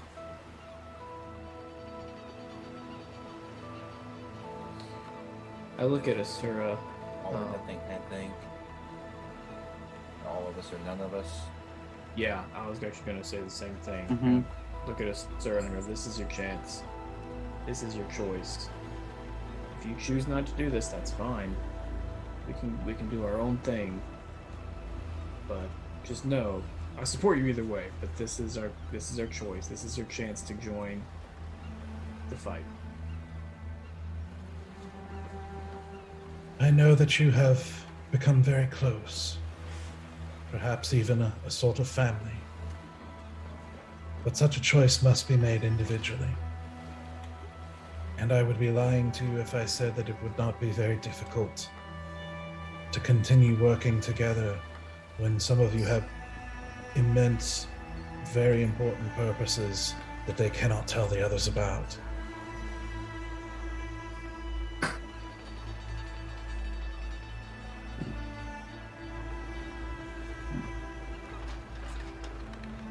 Not how we operate. I think everyone here. Oop, go ahead, Dylan. I want to do this. It's something that I feel strongly about. This is where it's a connection to Hira. I know that he was leaderless at some point, at one point, and I would be honored to follow even remotely in his footsteps. But that's where I stand.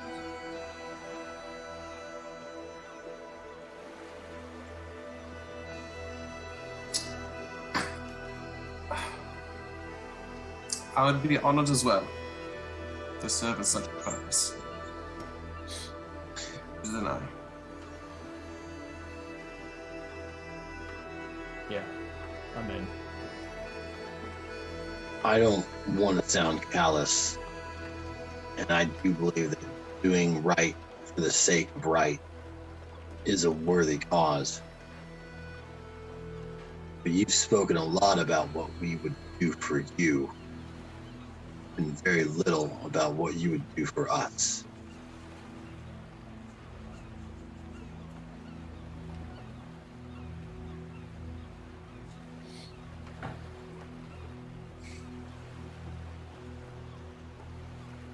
I'm afraid we're not a mercenary organization. But you are a well-connected organization. Money is important, but it is not the end all. we once did a job for Hadressa just for information. We all have our own journeys that we've been taking while traveling together. And I'm just trying to make sure that you and this organization would be a resource for us as much as we would be for you.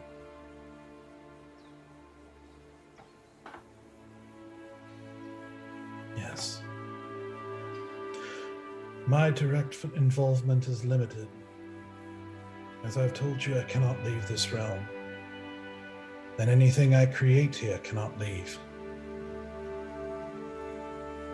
But from here, I have been doing my best to build and maintain a network, thanks largely in part to Hadressa and her efforts to build a network of eyes and ears to watch and see, and even hands to do. And while none of us know the identity of every member, we do intend to make the best use of all of our resources that we can at any given time. And so, we have to support each other.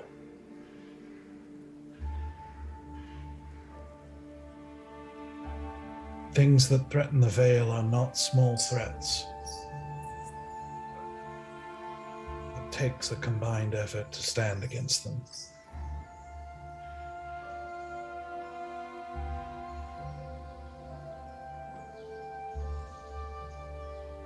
I turn to Asura.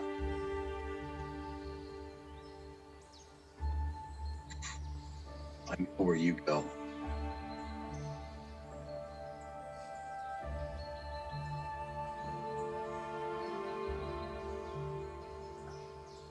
I'm in.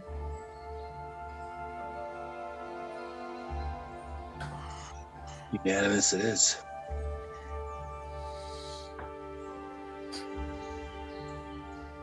That's everyone, right?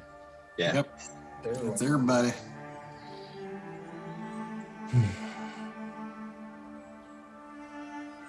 I'm glad.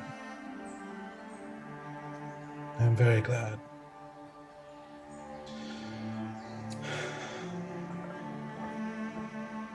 We all seek purpose in our lives.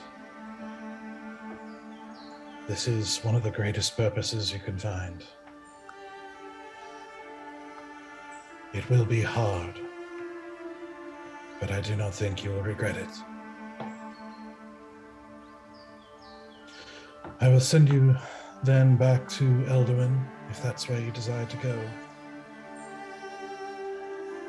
He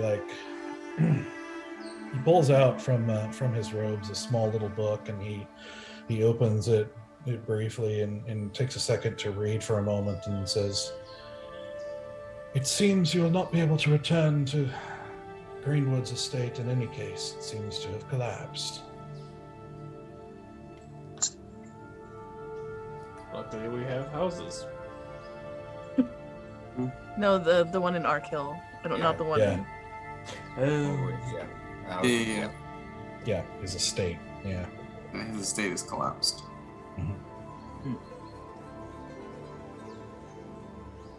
You said that we could come back to you once a month, potentially. Hadressa has the ability to send people here once a month. However, that is very sparse and valuable and not easily used. And to be honest, I'm not certain Hadressa will stay in Corondia after her job is done here. There. She has many things to do across the world. Well, then there's at least a way to communicate. It's hard to walk through the world blind. It might be best for young Stoic here to utilize his book. I'm already there. He's got the book. Like you're reading your minds, man. Yeah. Yeah. If you would be so willing, sir. And I hand him my book to write his name in it. You need to erase one of our names, though. Erase my name. Maybe. Got, how many can you have? I can have 3. I'm trying to remember who all I've got. Well, you've got Hadressa, Asura, Selena, and Endress. Andrus. Yeah. Yeah, shit. So yeah, out of that, Asura would be Yep. one. All right. I'll still write you notes. Don't worry.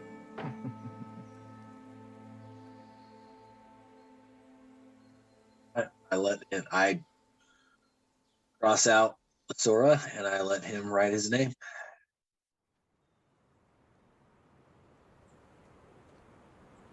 All right. Takes the quill and writes his name in there, which is a very like elegant, like flourishy, like kind of cursive handwriting. Like it, and like it almost looks like the kind of thing that you would see in what's the word I'm looking for? You know like the books that like monks used to make that where it was like calligraphy almost. Yeah. Like that's the sort of signature he has. It's almost like very intentional and precise. No offense, but I only have so much room on the page.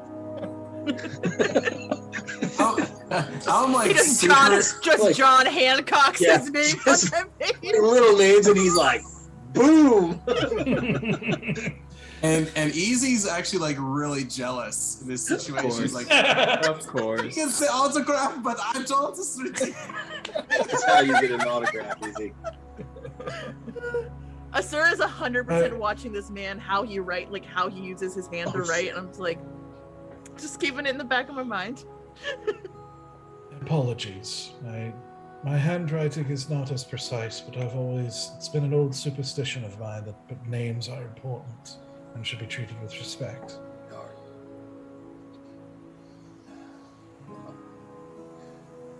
And also, Curious. we do have one more member of the Folly. She's not here at the moment, but you should be aware that the 5 of us are not a complete Folly. We have musical accompaniment. Speak of the bard who was with you briefly. Yes. It's only fair. She has proven herself a full member, so.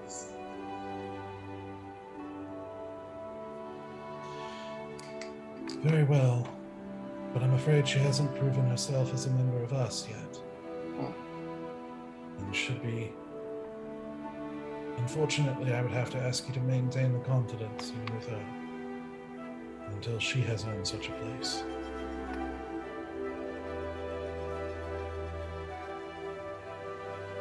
Hopefully Hadressa will see in her what she saw in us. Well done. I'm sure Hadressa's watching her closely. As a last word, do pay attention to the dreams if you have any more. We're not sure what they are in truth, or what is causing them. But we have seen just enough to suspect some sort of pattern, as they seem to appear amongst individuals who end up involved in significant events. Because of that proximity, they seem meaningful. Although it's a little bit difficult, as the dreamers do not seem to always choose to do good with the knowledge given to them in these dreams. Hadressa believes it to be some sort of test. But in truth, it's hard to know for certain.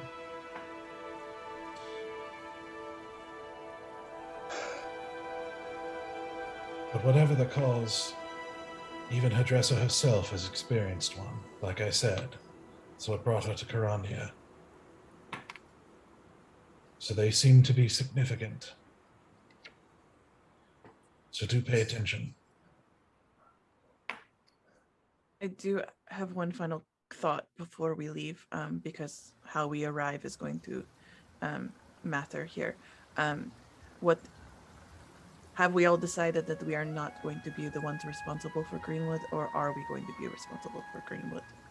Especially now with the information we have from him. Or not so much information we have from him. Is the Folly responsible or not? I'm still leaning on the side of anonymity. It's one for anonymity.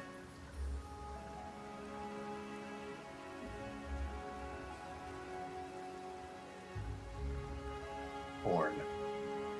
What? I'm torn. He's torn on it. I don't want to put a target on our back by swaying the people to our side even more, but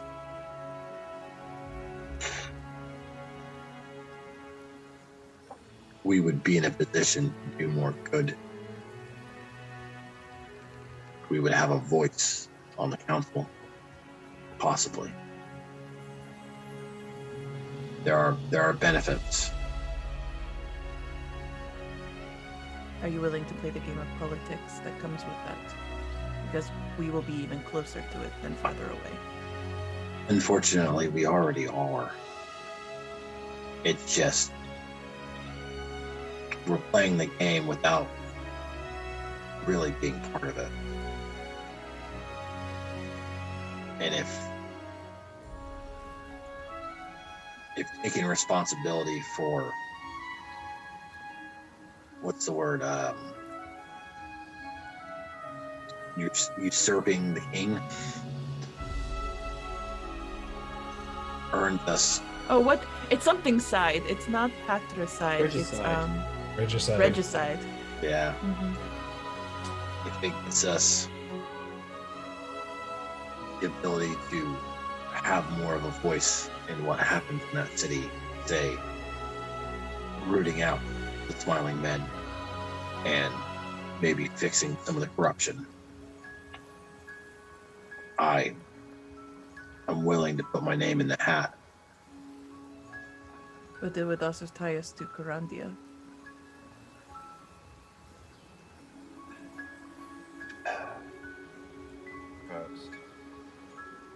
We wouldn't have the leisure of leaving quite in the same way.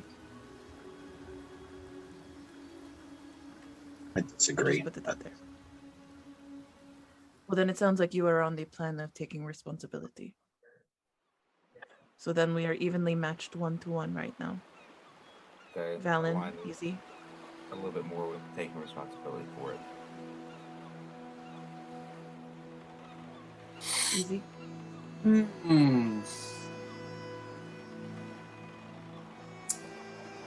Well, I've always gone for the panache.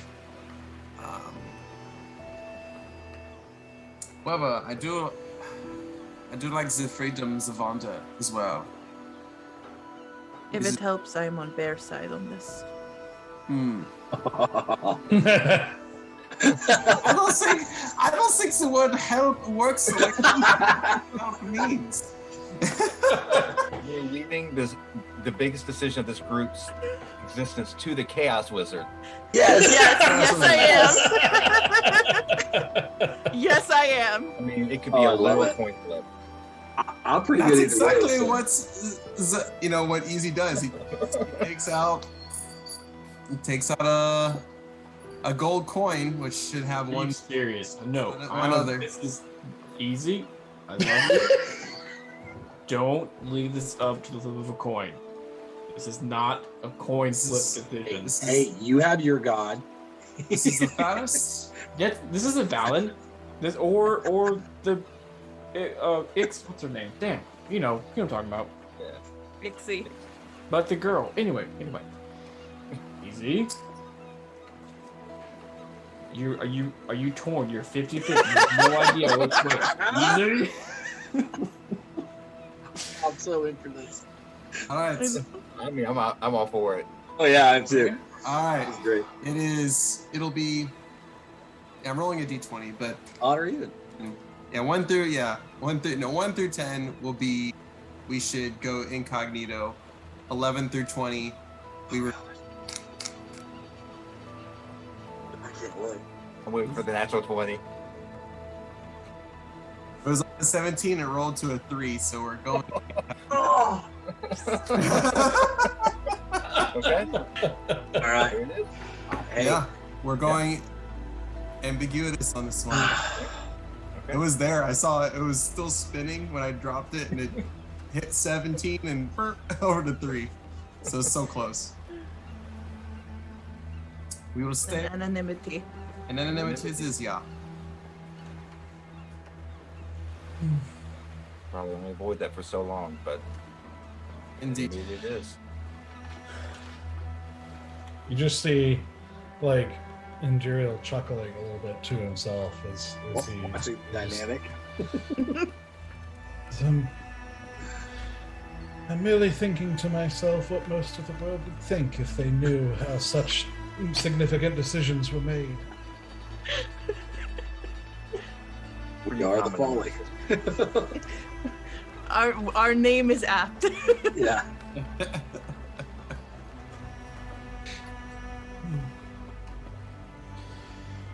Very well.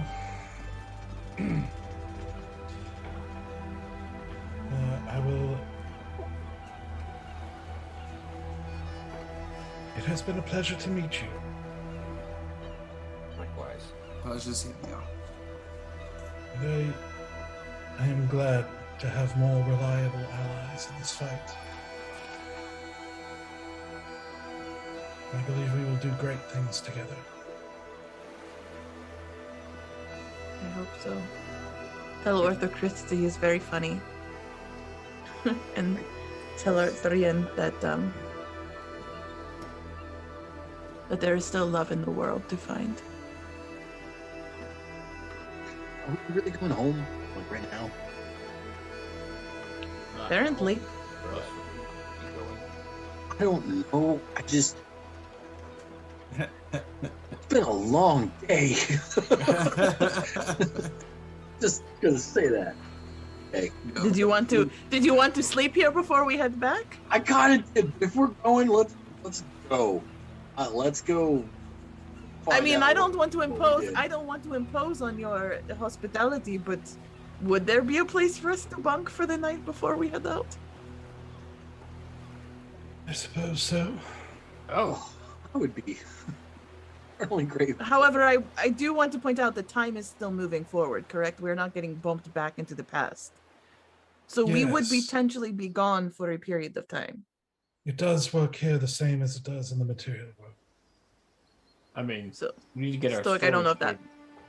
We need to get our story straight anyway. If we weren't there for the Greenwood battle, gotta figure out where we were. Yeah, but if we go back now and we teleport to the city, which teleportation doesn't really exist anymore, would put us not at the place that the incident happened in a time frame that there's no way for us to have been in both places. Well, That is a valid point. Mm-hmm. we physically could not have done the damage because we weren't there. If we go We back could. now. Well, our horses are still there, so we would need our horses to get back to a place that is not there. I'm sure Hadressa has taken care of that.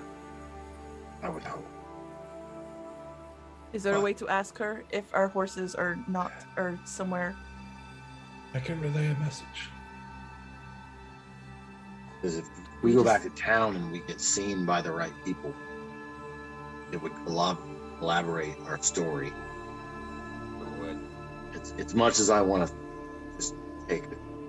Could our horses could we have left for the city, camped for the night, woke up the next morning and our horses were gone, and so we had to walk back to the city. You know, horse is a horse. I don't know if people are going to be able to identify us by the horses coming back to town. No, she's saying that's why we weren't. That's why we didn't. That's go why to we Buffalo. didn't make it all the way to this Oh. to our kill. It's because someone stole our horses in the night, and so then we had to walk our way back to the city. Sure. So that's why we arrived on foot. Right, we were pretty publicly invited to the luncheon, I'm pretty sure. We were publicly invited, and so if we show up back in the city and we were like, we didn't go because our horses got stolen. We didn't go because we heard it might be a trap. Or Exactly. you could teleport us back to Arkhill. We could be like, well, we showed up, but there was no Arkhill to go to, so we couldn't actually be there. I believe he said he can. But like he can put us there on the outskirts and be like, oh, well, there's no building, so we don't know what happened. Is that how that works? I don't know how the teleportation stuff works. It will have to be a place you've been before. Put Yeah. us back where we camped the first night. Put us back there, at that like early spot, and then we'll just walk back to the city from there. Yes, it would be several hours. I'd like to get popped into our houses and just immediately go talk to the council. But why did we not go to Arkhill after we were publicly invited there? We need a good reason why we didn't go. Because we thought it might be a trap. How do we But know? then we would have known. That's the problem, is we don't want to be associated with it. That was the whole point. That was what the flip of the coin was for. We wouldn't be associated with the killing of Greenwood. Yeah, but We how do we know just- it's a trap? How did we figure that out? Because we're Folly and we're awesome.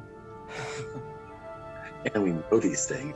I don't know. I haven't thought that far.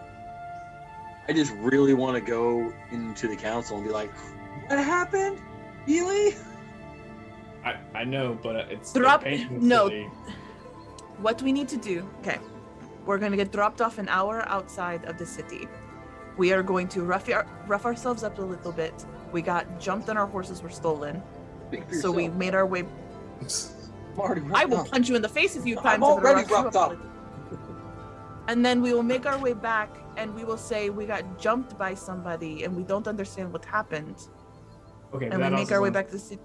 That also sounds kind of weird. They jumped the 5 Folly members after killing a sea giant. I say that I would say that they stole the horses in the middle of the night. Yes. Okay. And we look very clean and pushed together, yeah. Yeah. And we walk back to get new horses. What are we're hunting around for a while to try to find pick up the path for our horses. We couldn't pick up a path, so we're coming back to get some additional support in order to go out and figure out where our horses are. Okay. Yes. I like that. it. Okay. Horses were stolen in the middle of the night. We're So- going back to get more supplies. So we can go to Arkhill in the first place. Got it. So, Let's do it. Does that work for you all? to kill Greenwood. I like it. That part we keep our mouths shut. Okay. Okay, so you're being transported to where? It's about an hour outside of the capital city of Elduin. Okay. Which And you'll an hour walking, not an hour riding. Okay.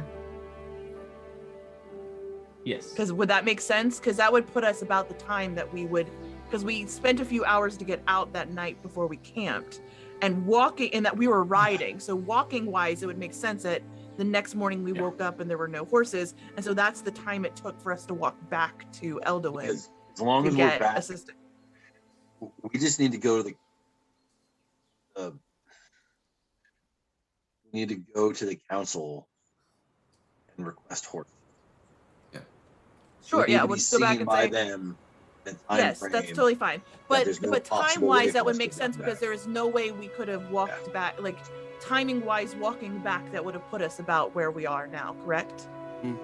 I think it's reasonable. Pretty close to it, yeah. Close Oh, to yeah. I'm trying to figure That's out. I'm fine. trying to figure out what time of day it is, where Well, where they are right now it's- in Elduin. You would guess, like at this point, you're probably mid to late afternoon, and of the next day, Right. you know, after you left. Yeah. Which is still, if you're seen that day, it's still, you know, not enough time to get to Arkhill and back. Right. Yeah. If you slept here, But- if you slept but- here, yeah. it puts you back in about enough time to get there. And Yeah, back, we, so- we don't. Yeah. We want to be back in. But logically, if we're an hour out walking distance in the hour it took us to walk back, that would both visually have people seeing us walking back from anyone closer to the city, and two, logically that makes sense that it took twice as much time to walk back as it did to ride out. Yeah, And so if we woke up also- the next morning to only find that our horses were gone, it would have taken us that much longer to walk back. So later in the day would make sense when we actually got home. I'm sold. Let's do it. Yep. Do it. That is the plan. An Yeah. hour's walking distance outside of Elduin, Yes. going whatever direction we were going, whatever our kill direction is. Right. So that we're not walking back from like a complete opposite That's the direction. point. Yes. Yes. Okay. Yep. The hardest part of this whole day has been negotiating where and when we get delivered back to this plane of existence. But it's solid. Mhm. Oh yeah. Airtight, guys. Airtight. Airtight. Yeah. Yep. Alibi. Got it. We're so dumb. We're so dumb. We all have to Miracle. keep I this just think so. I think this is alibi. really smart. Okay. All right. So, as you guys kind of finalize the plan and your request, kind of where you want to go, he basically instructs you to visualize that place in your mind. You know, as he kind of waves a hand as you reach a just kind of a very simple stone room, and like some symbols light up on the ground, and you know, he asks you to step inside, and he says,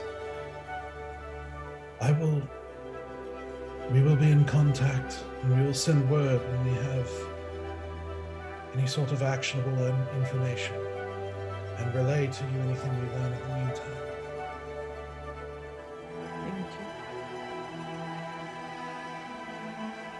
Good luck.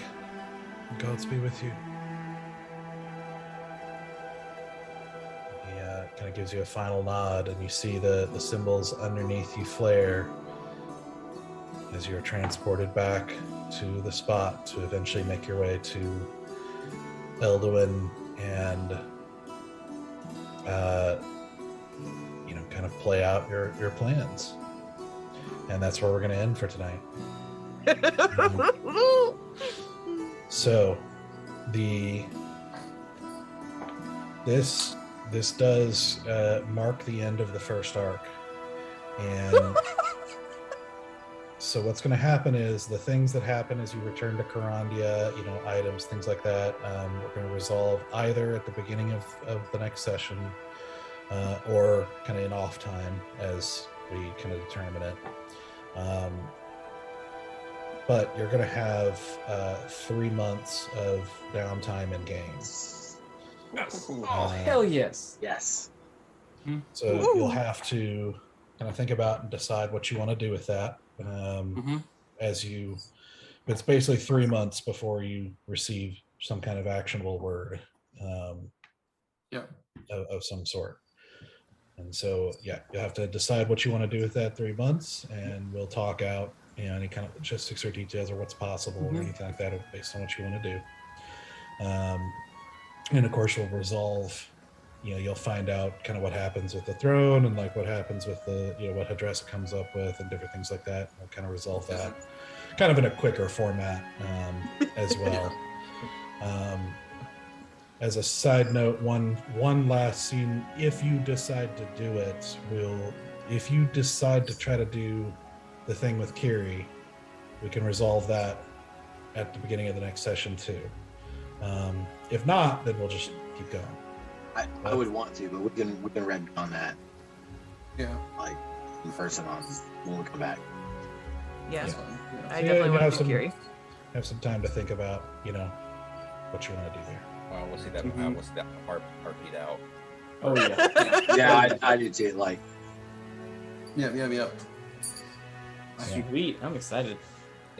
Oh my goodness! Cool. Playing downtime for the characters.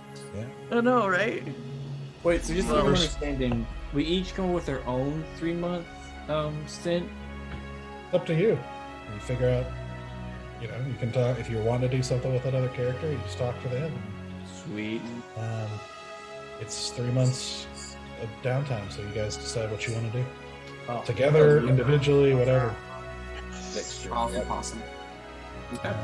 I got so many But- plans. I'm gonna DM you. That is the first arc, guys. Woo! We did it! High Hey. five, team! High five! Good job. Well- Good job. Well done. Whew. Well done. Doug, that angel broke me. Oh, Same. so good. Same. I was like real weeping. Yeah. That was crazy. As a player, it did. All I could think about is Stoic at that. Gotta get this devil. That guy could be devil. Hey, what are you doing? Like, You wanna join our group? yeah. Hey, man. I said they really are. They're a group of misfits. Like they're a group of kind of messed up people, basically. Yep. Oh, I'm so excited. Dang. So good. No, I want to keep going. I don't want to wait. Let's just start. Let's just start the next scene. Come on, let's go. Oh yeah, me too. I've been working on the next arc for quite a while and already, and so I'm like Oh, wow. wanting to get You're to ready it to too. go. Uh-huh. But, Well, we'll have a I will- little bit of break from this narrative, and Yep. that'll be nice. I'll We can make all good have our use of the turn time. being DMs, I guess. Heck yeah, I'm excited about that too. Oh, so we get to like come up with like I get to tell you what happened to Bear for 3 months. I can like give a whole story of what happened. No. She was saying like one-off DMing Oh. making the break here. I mean, That's Yeah. what she wanted. But you But- and I will work back and forth on what you want to happen. Like, we'll yes. work it out. Get some ideas on how to do that narratively too. But, yeah. Yeah, and there's Yep, a yep. variety of things you can do with 3 months. Get so. ready for essays. Tara loves to write a good essay. Oh, Lordy. 3 months worth of material. Woo! I meant 3 days. By the way. I have It's a to long ask. weekend. It's Labor Day. Right, yeah, it's Weekend. Labor Day weekend. The long Yep, weekend. yep. I have to ask. If I tried to do a high-level dungeon crawl, Mhm. would you guys be interested in using our current campaign characters, or would you like brand new characters? If Doug is okay with Well, that. let's talk about that off air. Yeah. Indeed. Okay. But thank you guys so much for joining us and staying with us for 69 episodes here for this first arc. Hey. It has been an amazing ride. We have amazing players who just do such a good job, like rolling with this story and everything, and making the story so great. It's been really cool. So, And a great DM tips have- along the way. Uh-huh. Yes. Mm-hmm. So Kudos well to done, Doug. right, Doug. Yeah. And amazing fans who come and watch us each week. Mm-hmm. Thank you, Right. friends. and we've Indeed. got a lot of really cool stuff planned for the next arc. So, Yep, yep. cool.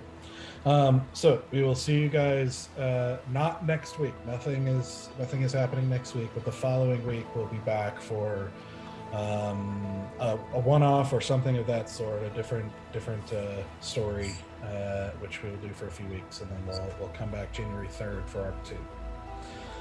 So see you guys in 2 weeks, and talk to you soon. Bye, Good guys. night. Bye.